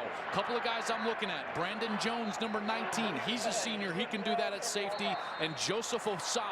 Joseph Osai has played great today, number 46. We'll see if he can step it up. First down at the 49 for Oklahoma. Stevenson. And Stevenson bottled up and dropped close to the line of scrimmage. Coburn again, number 99, the redshirt freshman from Houston. And Coburn is a guy that they absolutely rave about. 340 pounds, and if you're going to run this odd style defense, odd meaning there's only 3 down linemen, odd defense, Coburn's got to be a great player at the nose tackle position. He's number 99, lined up right over the center, and he's got to be the one that stuffs the run. Second down and 10 at the 49. They run it again. Flea flicker. Hurts. Wide open. CD in space. CD Lamb still running. Hits a corner. CD for the TD. 51 yards.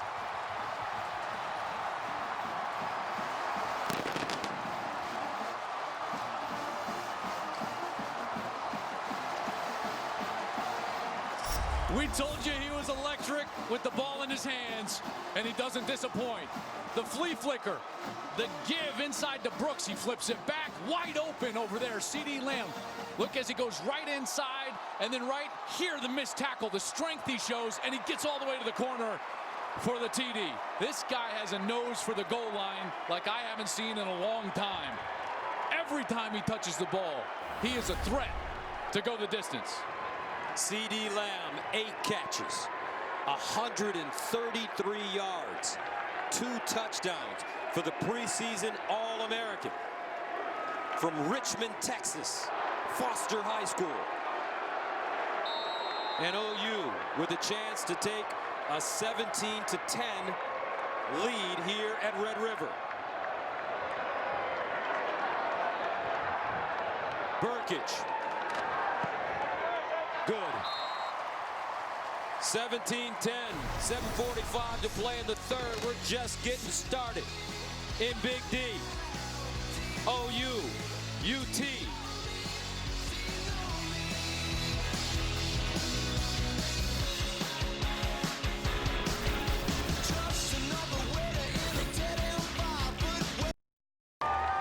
– 17-10, OU reclaiming the lead. In the first half, 1 total touchdown. In the first half of the third quarter, 2. In the last 2 series, we finally got to see OU versus Texas. There you go. Duvernay, will he get a chance? Yes. Bobbles it, picks it up at the 5. And he'll be downed at the 5. He had his hand up as he was moving over. He was fair catching that ball. So remember, doesn't have to be a clean catch at that point. They're awarding him the fair catch with safety. Watch as he's moving to his right. As soon as just one time that hand goes above the shoulder, they're going to award that the fair catch, and they blew it dead right away. Don't forget, check out all of Joel's Breaking the Huddle content at foxsports.com/breakingthehuddle and on Fox Sports social platforms, sponsored by Dr. Pepper. Mike, they're putting the ball at the 5. Help us out here. No, that's because he has to complete the fair catch. If he drops the ball, it's dead when he recovers, but he does not get the ball to 25. First down and 10 at the 5.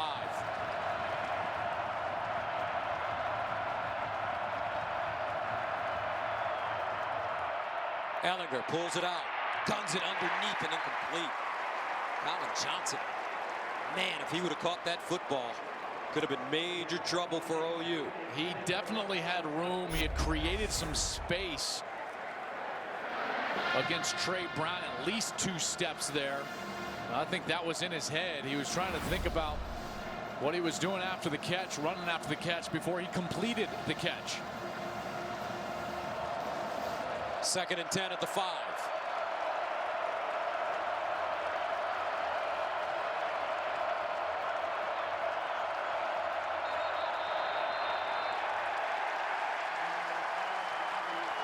And some movement. False start. Offense. Number 80. Half the distance to the goal. Second down. There's Brewer, the tight end, on the right side of that line.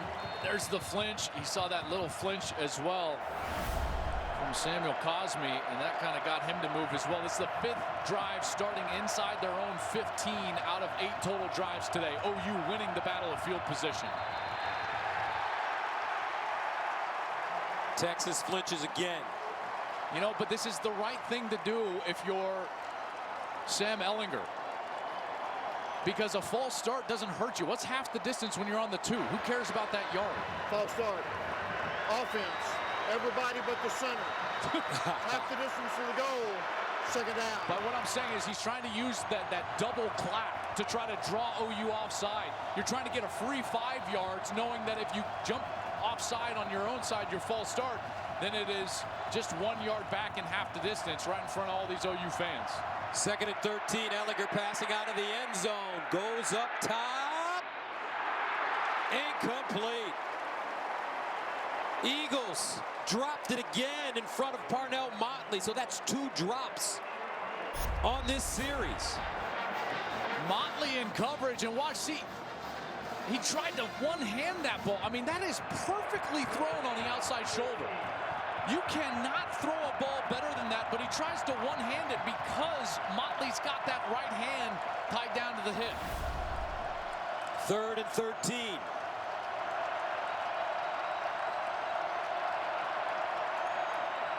Ehlinger running it out of the end zone. Wants just a little room as he goes down after a 2-yard pickup. Ronnie Perkins brings him down. And now Texas will have to punt deep in their own territory. What a series from the OUD. Last series, they gave up the long run to Roschon Johnson, then the touchdown, and they came right back, and they got very aggressive, helped out by their own fans on this end of the Cotton Bowl. And now exactly what you don't want to do, punt from your own end zone like this, heels all the way at the back end line. Buchevsky gives himself some room, sends it away. CeeDee Lamb is deep, catches it on the run, breaks a tackle, and Lamb finally taken down, but OU will start inside Texas territory. Byron Vaughns with the tackle on special teams. Let's go to Sam Farber for a game break. Number 3, Georgia trailing against 2-3 South Carolina. Jake Fromm trying to lead a game-time drive, but he can't handle a snap. TJ Brunson jumps on it. Gamecocks still leading 17-10 in the 4th quarter, trying to be the first road team to win in Athens since 2016. Gus and Joel? Wow, how about that? Georgia in some trouble at home. And here in Red River, Texas in a bit of trouble as OU, Gus, has great field position. From the Texas 38, first down. Hurts, Rambo. Rambo following his blocks. And finally knocked out of play after a 7-yard gain. Brandon Jones defensively for Texas. What you've seen now is the quick passing game on the outside. Some play action. You saw the trick play in the last series, the flea flicker for the touchdown. But they're trying to give Jalen Hurts an opportunity to get the ball out of his hand quickly to try to establish rhythm for Hurts, who in the second half started to run a little bit too soon. Lincoln Riley said he wanted to calm him down. How do you calm down a quarterback? Get him easy completions on the outside quickly. 2nd and 3. Hurts. Here's another easy one. Rambo again. First down. Great stiff arm for the sophomore from Cedar Hill, Texas. Adeoye, Deshaun Jameson combining on the tackle. Now what you're going to start to see is you see this great move, a little stiff arm, boom, right there. Doesn't grab the face mask, just throws it right on his hand. Throws him down to the ground, but now what you're going to see now is them come back to the run game at some point. Now you're starting to spread that defense out with these quick completions. Now you're going to come back with some of that guard tackle pull, that counter play. CeeDee Lamb around the left side. Breaks the first tackle. Lamb still on the move, finally slung down. Adeoye after a 4-yard pickup. Oh, this is so important for both of these teams. We've seen Texas already today come up huge.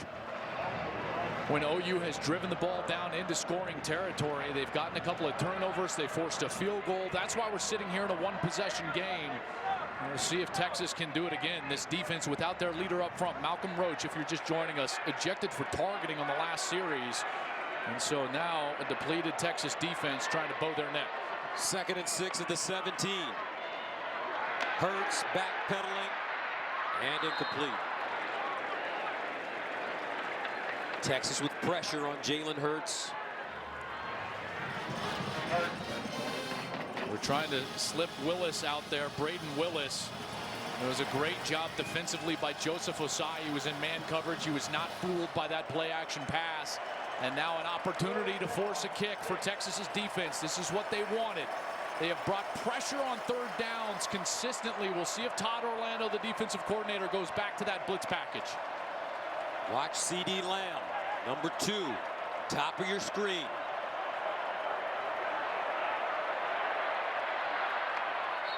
And they don't get it off in time. Actually, a timeout called by Oklahoma. Lincoln Riley with the play clock winding down, gets the timeout. Under 5 to go in the third. 7-point lead for OU. So far today, the red zone offense for Oklahoma.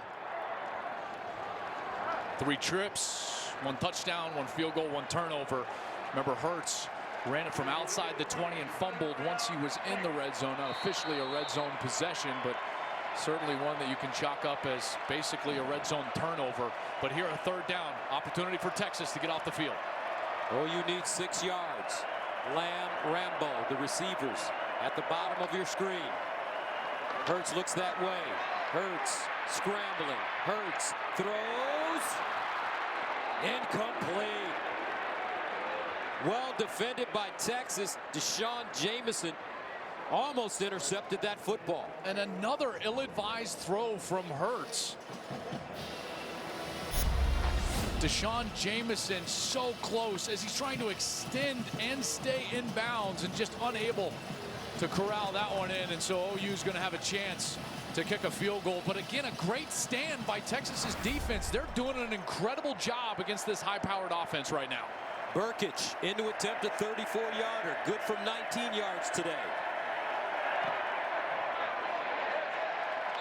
2 for 2. 20-10. Coach Orlando, though, has to be pleased with yielding only 3 points.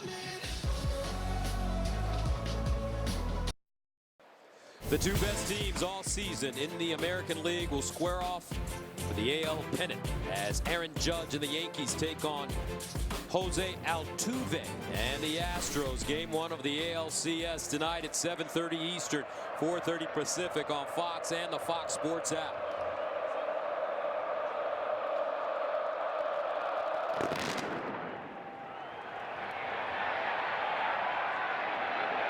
Here come the Longhorns, Duvernay. And good special teams coverage by Oklahoma as Duvernay gets to the 16. Let's check in with Jenny. Gus Sam Ehlinger has been busy on the sideline trying to do anything in his power to get his offense going. He spent time with his O-line, speaking with Zach Shackelford specifically, his center. He also had a message for his receivers. We got to start making plays, forget about what has already happened, and get it done. Coach Herman has always described him as the ultimate competitor. I was seeing that on the sideline, but he needs to make a difference in this next one, guys. All right, Jenny, thank you very much. 1st and 10 at the 16. Texas receivers have to hold on to the football. That's right. There's only so much you can do as a quarterback. He's thrown some perfect passes down the field. They've got to execute on the outside. On 1st down, Ehlinger looking. Ehlinger sacked again. The 6th sack of the day, Jalen Redmond. The redshirt freshman from Midwest City, Oklahoma. They're doing such a good job in coverage, but Redmond's on the outside, and he's just going to keep going and keep going. He's being double teamed, and he still gets home for the sack. Alex Grinch, the defensive coordinator for Oklahoma, told us he wants one thing out of this defense: max effort, and they have certainly delivered that here today. No excuses. 2nd and 15 at the 11.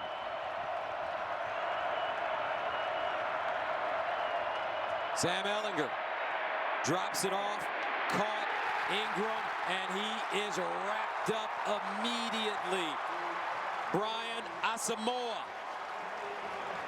Another loss, this time 3 yards. And these depth players, we're seeing a lot of Sooners play in order to maintain that maximum effort. Brian Asamoah is not a starter. He comes in as a depth player, and you can see him flying around, makes an open field tackle, and another 3rd and long. Brady Quinn talked about it at halftime. These situations are killing Texas. 3rd and long. You cannot do anything when you're constantly in these 3rd and obvious situations as a quarterback. This Oklahoma defense looking like the Ohio State Buckeye defense. Ehlinger in trouble. Incomplete. Pressure, pressure, pressure. The Oklahoma defense applying major pressure this time. Nick Bonito. Bonito, Redmond's also in there. Watch this. They're going to loop around again. Again, Texas against LSU, Gus. They were beaten by these loopers and the stunt from the outside coming right up the middle several times, and OU has taken that and they've put it into their game plan here today. Texas again punting deep out of their own end zone. C.D. Lamb lets it go out of bounds at midfield. And Oklahoma will take over inside Texas territory. You know, one of the things that I've enjoyed so much as Coach Meyer has joined us here at Fox Sports is just talking to him about overall philosophy as a coach. And he talked about the gospel. And I said, explain it to me. Well, what's the gospel as a coach? And he said, field position, field position, field position. And in big games, establishing your field position is where it's at. And Jalen Hurts has been the beneficiary of that. Even though he hasn't played great outside of that first quarter, they have constantly started their series in great position. Their average starting field position today, the 39-yard line. And they find Brooks. And Brooks is crushed as he tries to cut the ball inside. Anthony Cook down. He was the first man to it. I mean, this was a major collision. Cook with a great read from the corner spot, and he beats everybody and just bam, right on that right leg. And he takes him on with his right shoulder. Oh my goodness.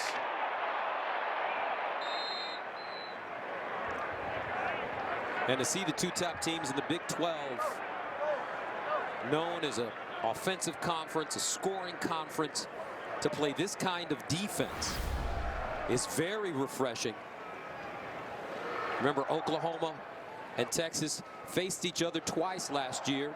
Texas winning in this game, Red River, and then Oklahoma returning the favor in a terrific ball game in the Big 12 championship. And this is one of the things that Tom Herman has talked about ever since he got here as the head coach was toughness, being physical, trying to establish a defensive culture. But look at the scores from last year. Red River, Texas winning 48-45. Big 12 championship, Oklahoma winning 39-27. I think you got two things going on. One, I don't think the execution offensively today has been all that great. We've seen a lot of drops, some penalties, but then also I think both teams on defense have played exceptionally well. One, they've played hard, and Gus, I think the main part, they've both tackled well in space, and I think that's always been the big bugaboo, in particular here in this conference in the Big 12, is you don't tend to see great tackling in space, but we've seen it today out of these two teams. Second down and 12 at midfield. Hurts with time, goes up top, incomplete. No flag on the play. Lee Morris, the intended receiver. And Coach Meyer always talks about defense, and when your corners can tackle, it sets a tone for the entire defense. Yeah, we've seen a lot of that, and here it's safety Brandon Jones with great coverage, maybe a little overthrown for Lee Morris. Remember, Lee Morris having to play at tight end because Grant Calcaterra, the all Big 12 tight end for OU, out of this game with an injury. Third down and 12. Can Texas get off the field? Play fake. Hurts in trouble. Hurts. Can he break contain? Hurts still. Buying time. Delivers. Caught. C.D. Lamb, but not enough for a first down. Brandon Jones denies him the first down. That was incredible. This ball was behind his back, and he somehow hangs on. Watch the hand strength. It's behind his back. He's trying to switch hands, and he does with Osai hanging all over him. And then he finds the completion down the field to C.D. Lamb. That is remarkable. That close to a potential turnover. Oklahoma going for it. Fourth down and 1. Empty backfield for Hurts. He may run this one. Hurts underneath, incomplete. Texas holds. That ball was tipped at the line of scrimmage, and it was the blitzing linebacker, Juwan Mitchell, number 6. Watch Juwan Mitchell. He gets his right hand up. They're trying to throw the slant, and he bats it down on fourth down. What a hold from Texas. I keep telling you, this defense is keeping their team in the game. This field position has been against them all day long, and they've continued to make plays. The only reason Texas has a chance here, still down 10, is the fact that their defense has played exceptional football when their backs have been against the wall. 1:30 to go in the third. Lincoln Riley. A motivating conversation with his quarterback, who hasn't played his best today. Here's the run. Johnson. Rashawn Johnson still moving. The true freshman, dual threat quarterback, called into action at running back because of injuries, with a gain of 24 yards. Exactly like on their scoring drive, Gus. They'll go tempo here, probably a run again. Johnson again, straight ahead. And he'll pound forward for a couple. Deshaun White with the tackle. And they'll go fast again. What you got to be aware of is a little play action here. They go fast, run, and then boom, a play action pass. 2nd and 7. Here's the pass. Ehlinger underneath. Colin Johnson. He won't go drop that one, partner. You know Ehlinger said something to him on the sideline, because look at this. Full extension, and he brings it in. Ooh, with a little bit of bobble, too. Wow. First down to the 22. Rashawn Johnson again, straight ahead. Just love this kind of game. Back and forth, defensive matchup. Both teams giving their all, playing tough, hard-nosed, as they say in this part of the world, smash mouth football. 2nd and 9 at the 21.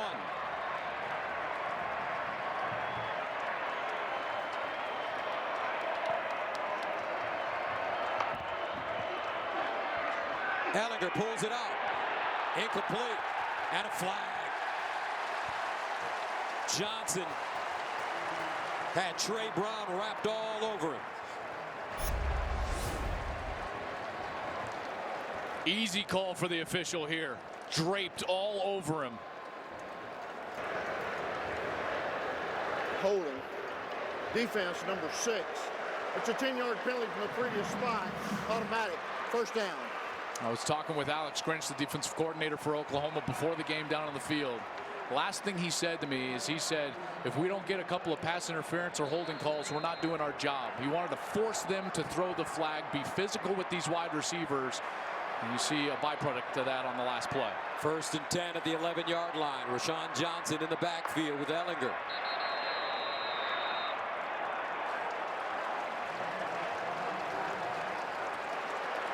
False start. Offense, number 9. It's a 5-yard penalty. First down. Colin Johnson. And I keep thinking in the back of my mind, partner, you got Rashawn Johnson, who's really running the football extremely well for Texas, but he's a quarterback. Yeah. At some point, he's got to throw it. I hear you. At some point, you think that they're going to hand it to him, and it might be a pass for number 2.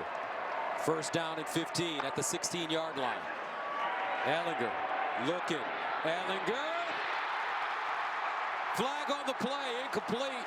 Johnson again, the target. Trey Brown again wrapped around him. And this is going to go against OU. A lot of contact again. Please keep the players on the field. We've got a foul that will extend the quarter. Will not be the end of the quarter. Have the play down will extend here. the quarter. Pass interference. Defense, number 6. A penalty being forced all the way to the 2-yard line. 1st and goal. We'll have one untimed down. They'll have an untimed down here from the 2. Listen, you can certainly make that call. There's no doubt. There's enough contact. My only problem is that it hasn't been consistent. They've allowed that contact to go on all day long. Plus, it was initiated on both sides. Colin Johnson was pushing just as much as Trey Brown. I thought that was at best a no call, but it is called, and now Texas has the untimed down from the 2. First down. Ingram in the backfield with Ehlinger. Ehlinger wants to run it. Ehlinger leaning forward, all 230, touchdown, Longhorns.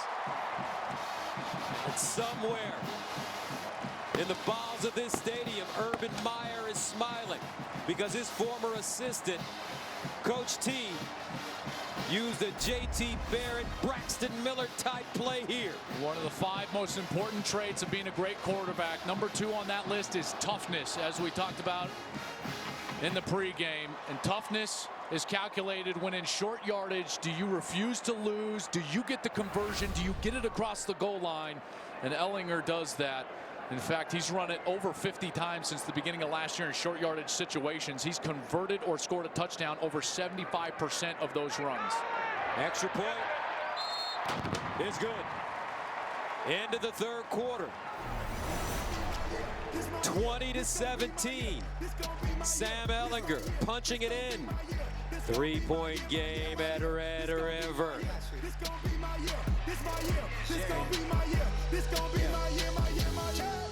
Kendall Jenner, your pockets just got. And welcome back to the AT&T Red River Showdown on Fox. Start of the fourth quarter as we take a look at the scoring through the first 3. This Texas team has come out and really shown some life here in the third quarter with a couple of touchdowns, really led by their running back, Rashawn Johnson. Let's take a look at the game recap. Second half scoring. Well, Johnson had that long run, paid it off with this touchdown. Then OU with some trickery, and CD Lamb just so good with the ball in his hands. He's able to break a tackle, get into the end zone. Then the Texas defense showed up on a short field.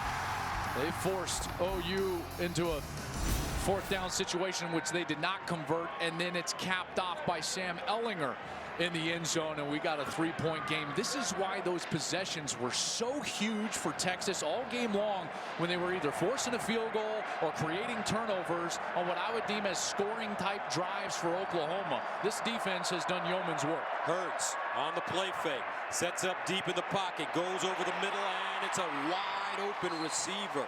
Brayton Willis, a sophomore from Arlington, James Martin High School, with a big gain of 25. And Lincoln Riley dialing up a great play call there, throwing the play action pass, that run fake right in the face of the linebacker that's supposed to be responsible for Willis, number 81.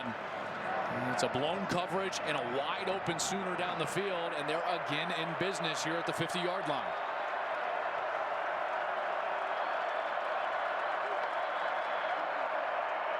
Hurts runs it this time. Jalen Hurts, first down as he goes down. And they may not give him the first down depending on his slide. He needed to reach the 40, and remember, they mark you where you start the slide. So as soon as he dips back to start the slide right there, that's a great spot by the official. A yard short, he starts to go down. That's where the play is over. He becomes a defenseless player, so they don't give him any more yardage. And here we are with 1 to go. Second down and 1. And it's Hurts looking for the first down, and he has it inside the Texas 40. Juwan Mitchell with the tackle for UT. Remember, on their series where they've really moved the ball well, they've done it with quality run game, which now we're seeing out of the quarterback, and also quick passing Gus out on the outside, allowing for those easy completions, which then spreads the defense out and allows the offense to get into some rhythm and use tempo. First down.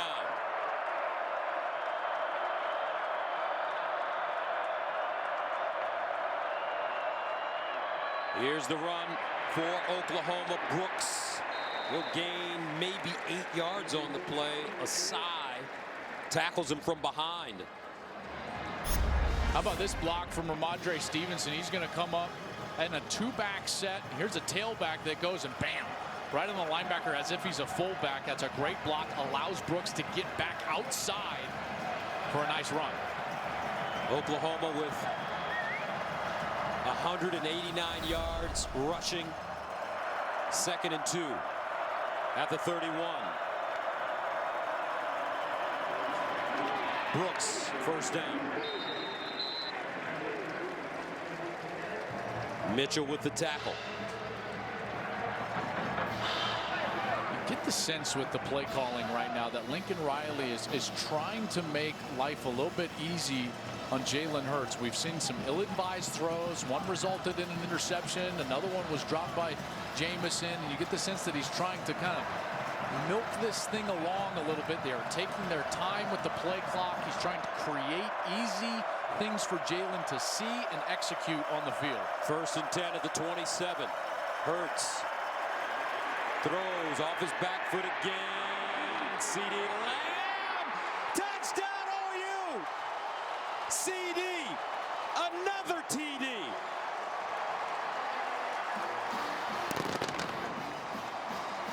Catches, 171 yards, and 3 touchdowns for one of the best receivers in college football. Yo, this dude is an absolute beast. You kidding me? There's 3 Longhorns there that all have somewhat of a chance, and he still finds the end zone.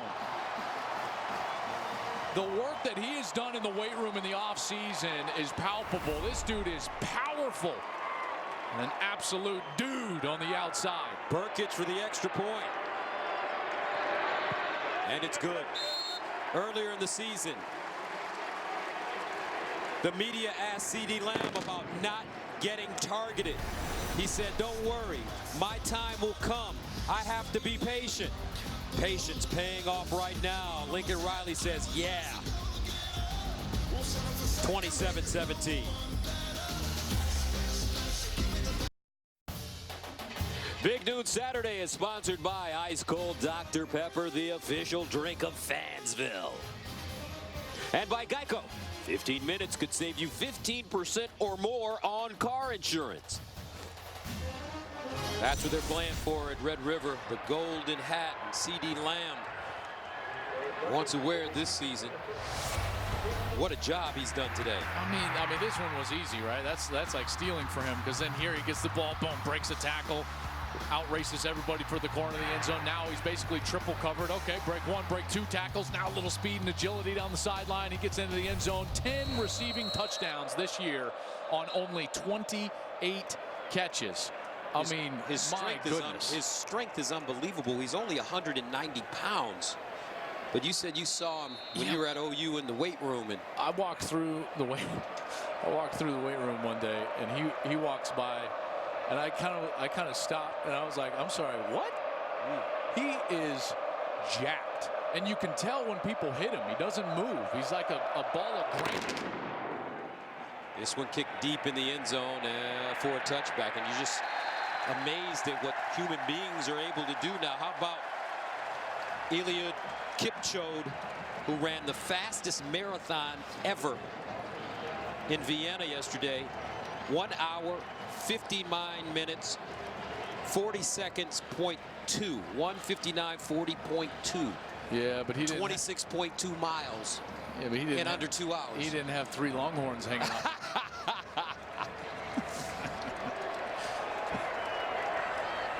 All right, so here's Texas from the 25. Got to answer. Gus, got to answer if you're the Longhorn offense.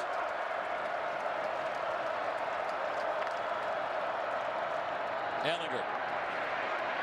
And he's sacked again. This time, Marquez Overton. And that is sack number 7.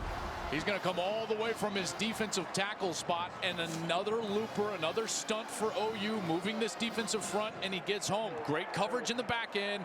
Ellinger nowhere to go with the football, and again, Texas is behind the chains. Every time that they have not stuck with that run game with Johnson to start a series, OU has gotten a tackle for loss, gotten a sack, and gotten them behind schedule. 2nd and 18 after the loss from the 17-yard line. Sam Ellinger setting up a screen.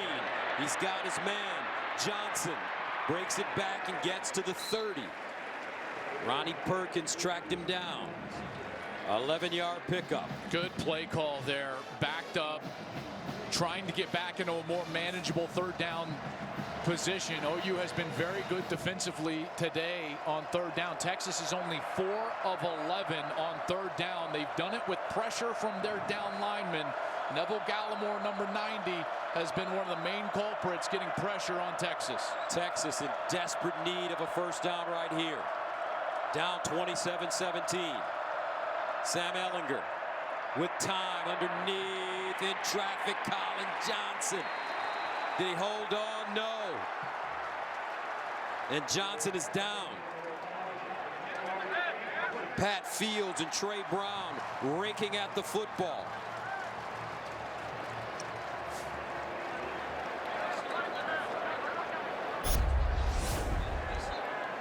Here's a lot of contact. They're letting them play. They have all day except for the last series. Is that targeting?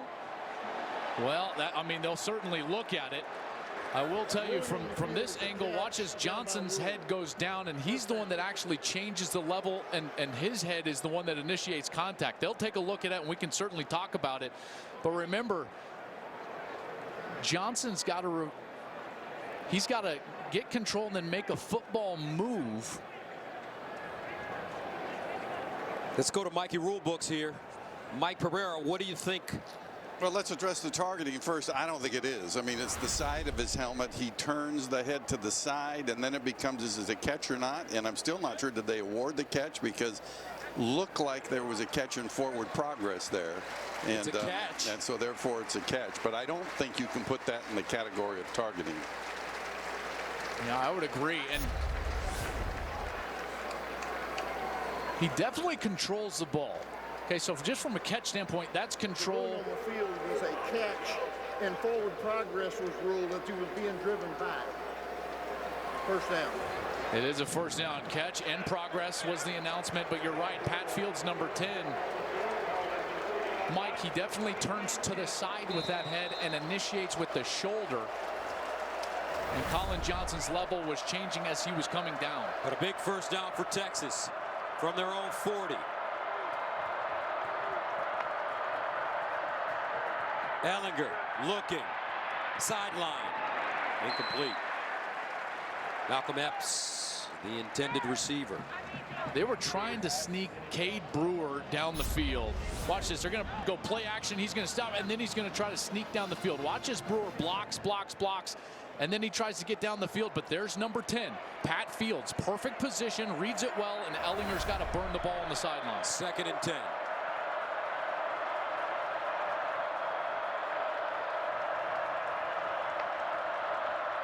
Here's Ehlinger to throw it over the middle. And a completion for first down. Nice throw. Great catch. Devin Duvernay found a soft spot and gains 13. And that is their bread and butter, that Duvernay over the middle. And here's the tempo now. They'll go fast.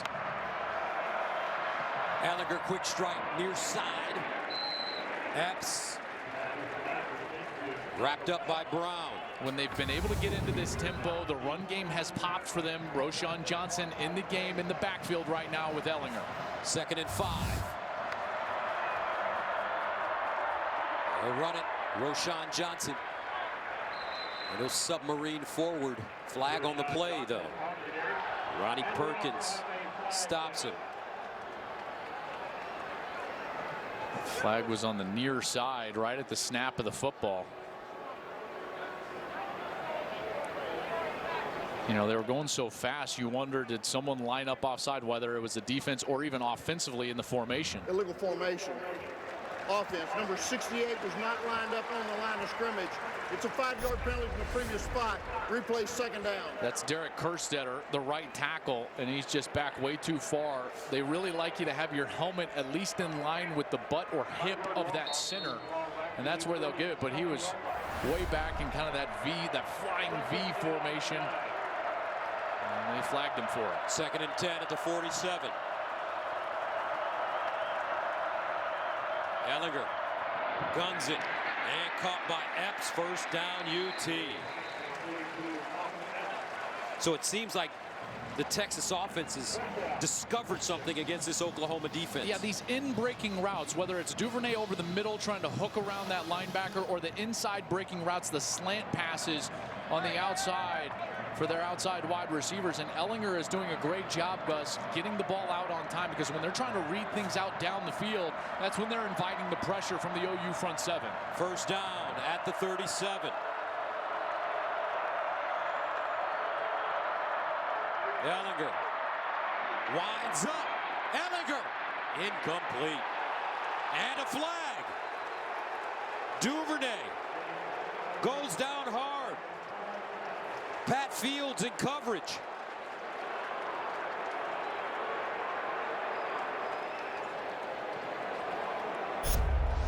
A lot of contact down the field. Here's Pass Fields. Defense number 10. The 15-yard penalty, automatic. There's the hand, and then a bit of a grab right there. Ehlinger loves it.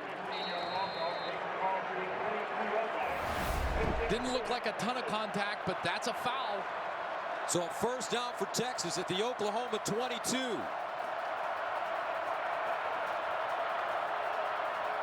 Ehlinger in the end zone. Incomplete. Parnell Motley. Terrific coverage on John Burt. That's how you position yourself as a corner down the field. Excellent coverage there. Basically runs the route for him. See how he's even or even on top of the wide receiver? That's what you've got to do. You got to maintain that leverage on top of the wide receiver. That way you can turn around, play that ball, and he does it beautifully. Second down and 10 at the 22.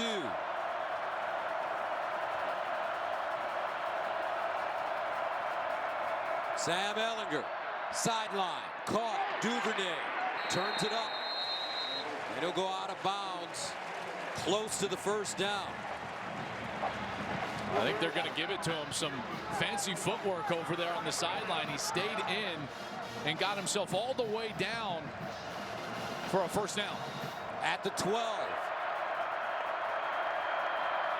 Play fake. Ehlinger, and nothing. Great job this time by the Oklahoma front line. Neville Gallimore eventually with the tackle, but LaRon Stokes pinned him inside.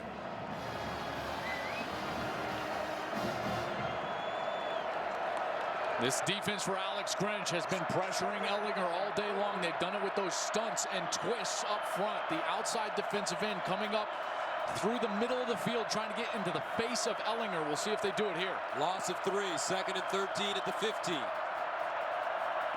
Brewer in motion. Ehlinger runs it this time. And Ehlinger crosses the line of scrimmage for a 1-yard gain. Neville Gallimore. I tell you, man, this big fella, redshirt senior from Canada, Ontario, has been balling out this season. Yeah, he's been absolutely terrific, in particular today on 3rd and 12. I don't think unless they got all the way down there with about a yard to go that they would go for it on 4th, because you would take the 3 points, make it a one-possession game. So really, you're going for a conversion or a touchdown here. You've got to look on the outside, try to get one of your big wide receivers matched up with one of the smaller corners. 3rd and 12 of the 14. Ehlinger in the end zone. And incomplete.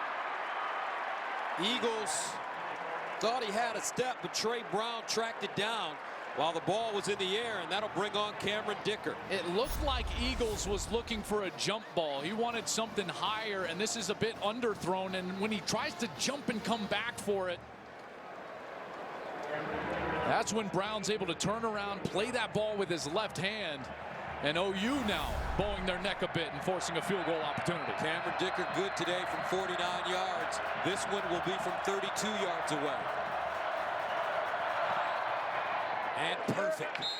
Cameron Dicker 2 for 2. More importantly, makes it a one-possession game, 27-20, 6:53 to go in regulation here at Red River. OU.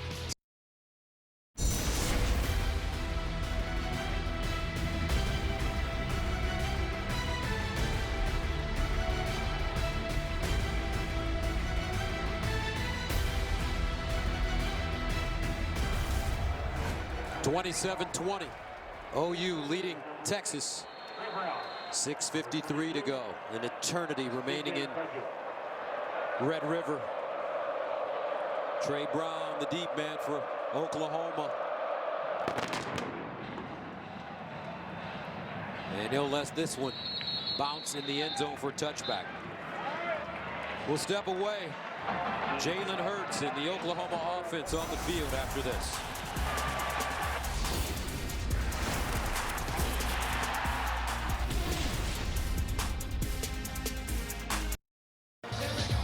7-point game with 6 minutes and 53 seconds remaining.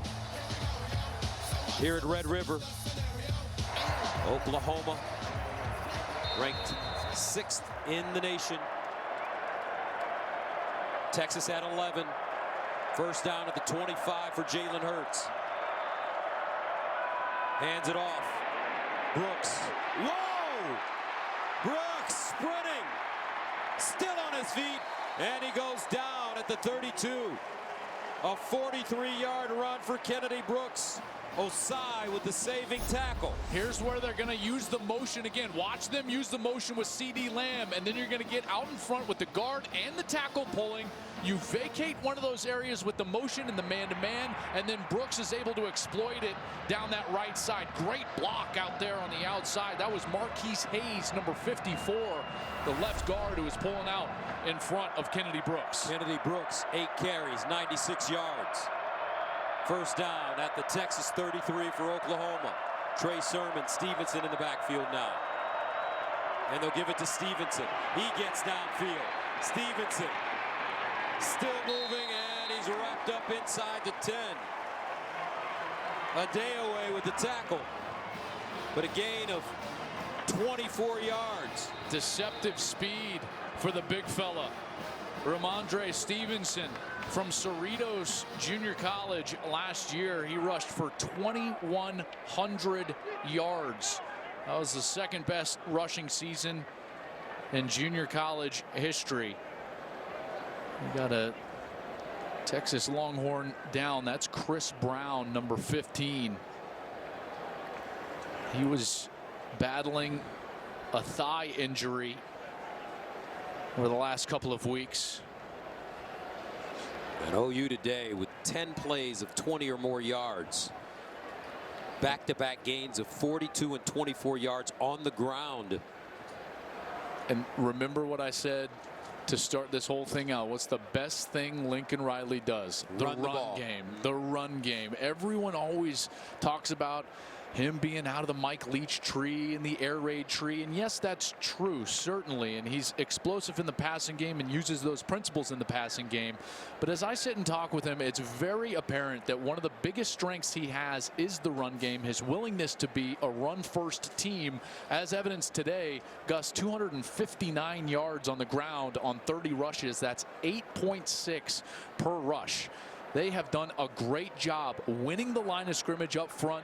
That's Bill Bedenbaugh right there with the gray hat in the middle of your screen. He's the co-offensive coordinator and offensive line coach. And he's a guy that goes way back in this offense. And he's one of the architects of this guard tackle counter pull play that you just saw on the last long run from Kennedy and Brooks. It shouldn't be surprising. Remember, this is Oklahoma. Billy Sims, Steve Owens, Billy Vessels, Marcus Dupree, Adrian Peterson, a couple of guys that Samaje P. Ryan. Yeah, P. Ryan Mixon was in there. DeMarco Murray. You know, they've always run the ball well, and that was one of the things that I thought was going to be interesting to mesh when Lincoln Riley was hired by Bob Stoops from East Carolina to be the offensive coordinator. In their first Red River game together, Stoops and Lincoln Riley, they lost to Texas and did not run the ball well that day. And Lincoln has told me that that was a real turning point for him. And he said, as a mandate to himself, I will be a great running game coach. And he has certainly turned out to be that. And this OU team has really won the battle up front here today.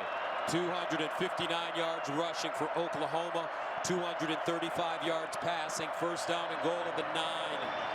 And it's Brooks. And one thing, even up here, calling the game, it's so confusing on who has the football. Well, they do a great job of reading it out, and they do it with this GT play, guard tackle pulling, but they do it with the read. So Hurts is making a read. The defensive end comes up the field, so he gives the ball. He's got the guard and tackle pulling around. They run that play, Gus, out of 30, 35, 40 different formations and movements. That's why it's so intricate and so tough to stop from a defensive coordinator perspective. Trey Sermon, Jeremiah Hall in the backfield for Oklahoma. They get it off. Hurts runs it straight ahead, tried to hop through the hole, but nothing doing. Nicely done. Keandre Coburn, we've mentioned his name a number of times for Texas today. Well, now what you're going to get is Oklahoma is in full milk the clock mode. They've got to think that they've got 3 points in their pocket. Burkich has been very good for them, their kicker so far. So they're going to try to keep this game clock going and use the entire length of the play clock while trying to, at some point on this series, punch it in. But I got to assume that they would kick the field goal to go up by 2 possessions if they're unable to get into the end zone here. Looks like Riley's going to want a timeout. Yep, on the far side, he's running down for a timeout, and they'll get it.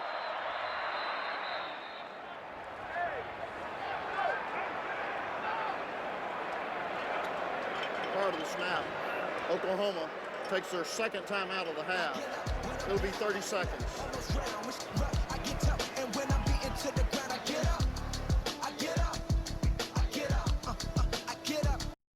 Big Noon Saturday is sponsored by Wendy's, the official hamburger of NCAA football. Aerial coverage is brought to you by our good neighbors at State Farm.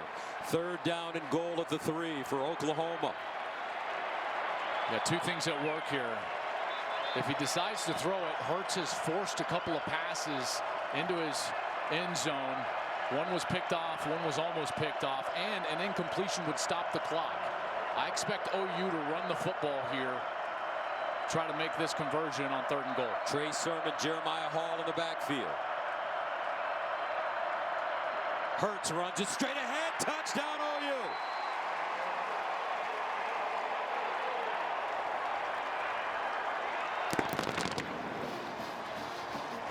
Jalen Hurts. What you got is man-to-man from both of those linebackers, and as soon as the middle linebacker runs into the middle of the line, that's Creed Humphrey, all Big 12 center. He gobbles him up right there. Boom. Number 6 is blocked, Juwan Mitchell, and Hurts runs easily for a touchdown. That's a great use of a formation. Get 2 backs in the backfield, kind of a split back set out of the shotgun. He knows that they were running a lot of man coverage, and so all he has is those running backs just flare out, and then it's one linebacker to beat. He beats him with the center, and Hurts is in the end zone. 8th rushing touchdown of the season for Jalen Hurts. Extra point good. 34-20. 4:19 to go. Oklahoma. They get a touchdown from Jalen Hurts, his first rushing touchdown of the game. I've been waiting. Come and get me. Ain't no way you can keep up. Jalen Hurts, 16 of 28, 235 yards passing. He's thrown 3 touchdown passes with 1 interception. He's rushed it 16 times for 121 yards, picking up a score. And Oklahoma, 4:19 away with a 34-20 lead. And Duvernay will take a knee. Busy day today over on FS1 at 4 Eastern. Texas Tech and number 22 Baylor collide, followed by a key Big Ten showdown as Nebraska takes on Minnesota. Then we've got some Pac-12 after dark action with Washington facing Arizona at 11. All games are also available on the Fox Sports app. Who's the best team in college football right now? I think Ohio State is. They're the most complete. They're the one team that has shown the least amount of holes up to this point. They're explosive. They're great on defense. I got to tell you, Oklahoma has shown me something in particular with their defense here today, and here they are again. Ehlinger avoids a sack, and he's finally taken down at the 30. Neville Gallimore. There was one question about this team coming into this season. They hire a new defensive coordinator. It's been all about, is the defense better? Is the defense better? Well, up to this point, they are absolutely better. This is such a different team now with a defense that can actually play some real football. Ehlinger drops it off near side, incomplete. Nick Benito covering Rashawn Johnson. And there's Alex Grinch in his first year as a defensive coordinator at Oklahoma, coming from Ohio State, where he shared defensive coordinator's duties with Craig Shaheen. Cristiano, excuse me. 3rd down and 5 at the 30. And a catch. 1st down, Texas. Well, Eagles with the grab. It's no secret. This is the game that got Mike Stoops let go by Lincoln Riley last year. They scored 45 points, still didn't win the game. Here's that 3rd down completion. Eagles is able to reach across for the 1st down, and OU is going to give them those hitches all day long here with only 3:25 left. Ellinger surveys, flag on the play. Epps was the intended receiver.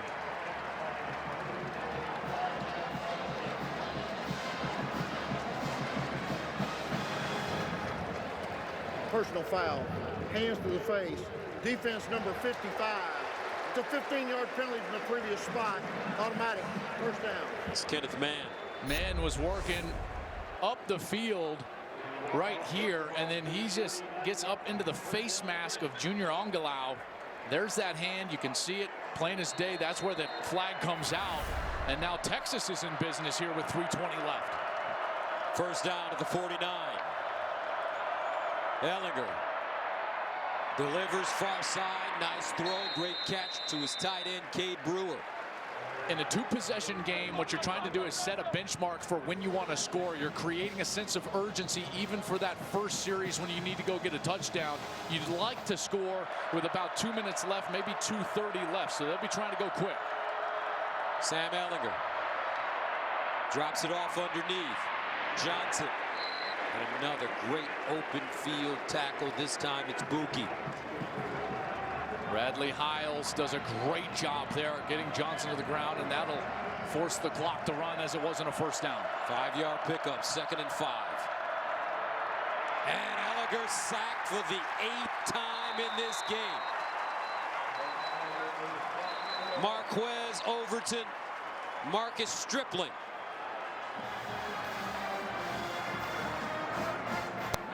And just a simple move up front for Overton, and now 9 sacks, the most for any Lincoln Riley coach team. They have been absolute monsters up front.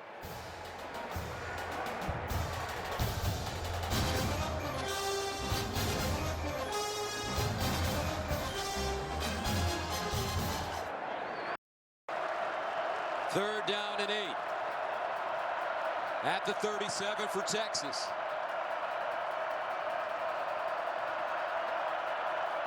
Sam Ellinger in trouble again. Ellinger breaks a tackle, and it's caught by Duvernay, but a flag.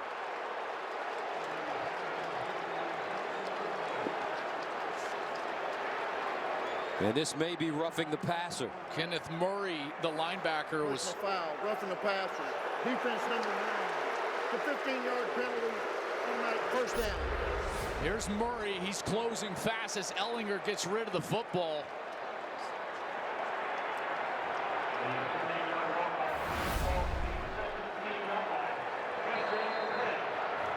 I'm interested to see if they would take another look at that.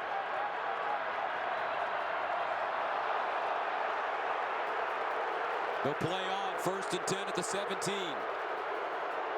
Ellinger, time not on his side. And he'll just throw it out of bounds. Kenneth Murray, make it Kenneth Mann with pressure. Mike Pereira on that last roughing the passer. I thought that they might look at that and maybe instigate a targeting from replay. What do you think? Yeah, initially I didn't like the call because he's on the run. I thought it was shoulder, but when you see it, he does get him with the crown of the helmet. He is defenseless. Remember, the crown is anything above the face mask. So I'm a little bit surprised they didn't stop it and look at that. 2nd and 10 at the 17.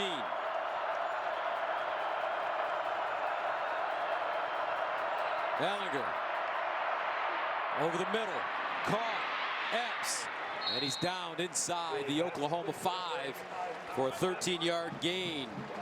Bradley Hiles with the tackle. They've done exactly what I was suggesting. Try to get down here with around 2 minutes to go, and they'll snap it quick. Ellinger running it with a hole. Touchdown, Texas. Ellinger's second rushing touchdown of the day.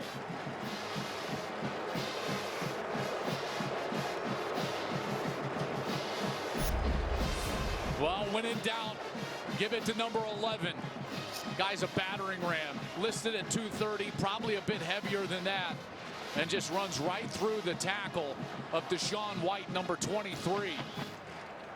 Took him on from the side, extends, keeps his body up off the field, gets the goal line, and Texas is within a possession. What a series there from Ellinger. How about Ellinger displaying some toughness? Sacked 9 times, getting hit right in the chops by Kenneth Murray, and just coming back and coming back and coming back, driving his team down for the score. Extra point by Dicker is good. 1:49 to go. Sam Ellinger refusing to quit, continuing to fight. Texas still with life.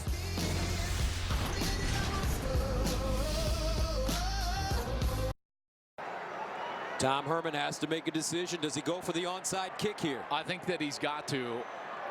I know you think with 2 timeouts, maybe there's time, but here's they have not stopped the run game for Oklahoma. Remember, Oklahoma averaging over 8 yards per carry right now. That's got to be weighing on his mind. This is the point in time when you've got to play for the win. I believe that they're going for the onside kick right here. The golden hat on the line. Here's the onside kick. Takes a high bounce. Texas just couldn't track it down. Eagles had a beat on it. Watch Brennan Eagles, number 13. He tries to spin around the outside to avoid that kind of initial block from Oklahoma, but can't quite locate the ball. It took the right bounce for Tom Herman, and he just wasn't able to corral it. Oh, my goodness. That looked like it was opening up perfectly for Texas. You don't normally see something open up like that on an onside kick, but now they've got to sell out. Texas has got to sell completely out. 1:49 to go. Texas with 2 timeouts. Oklahoma with 1. From the 46. Sooners stay on the ground. Kennedy Brooks. And a look at our Gatorade. Make that Outback clutch delivery. Outback Steakhouse clutch delivery highlight is all about CD Lamb. CD for the TD all day for Lincoln Riley. This dude has been absolutely great. Short passes, however they've been able to get him the ball. He's been so dangerous as a run threat. 10 catches so far today. That's a career high for him. He's only the 3rd player in Red River history with 3 receiving touchdowns. Only 2nd player in Red River history with 170 receiving yards and 3 touchdowns. The other was D.D. Westbrook back in 2016. So some rarefied air for CD Lamb, our Outback Steakhouse clutch delivery highlight of the game.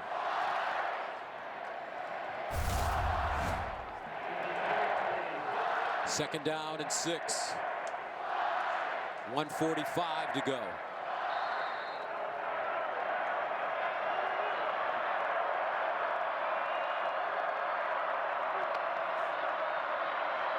Jalen Hurts runs it.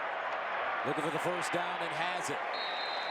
Did a nice job allowing his blocks to develop and gains 10 yards on the play. Injured Longhorn.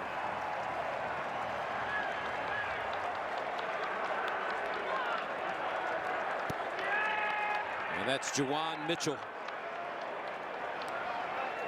Now let's take a look at the road ahead for Oklahoma.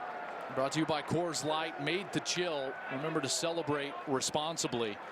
And OU will take on West Virginia at home next week. Partner, you and I, Jenny Taft, will be there on Fox. And then at Kansas State, a place that historically has at times given them trouble. Iowa State at home. Remember, it was just a couple of years ago that Matt Campbell's Iowa State team went into Norman and beat the Sooners.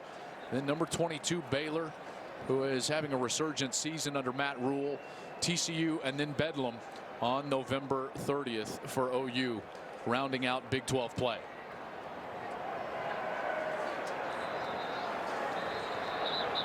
A minute and 38 to go in the fourth. Boy, I got to tell you, I've been really so impressed with OU's ability to play complementary football. Their defense had to carry them through a stretch where their offense wasn't hitting on all cylinders. And then when they needed it most, the run game showed up. Hurts made some great plays. Jalen Hurts, even with a couple of mistakes, is out here throwing for 235 and 3 tugs, running the ball for 131, over 7.5 a pop. You know, Hurts has been tremendous today, Gus. He really has, even though he made a couple of mistakes early. And Hurts and the Sooners in the victory formation. He takes a knee, and the clock continues to tick. Some interesting events taking place here in week 7 of the college football season. We saw not too long ago Clemson take it to the wire in overtime against North Carolina. Georgia facing a tough South Carolina team today.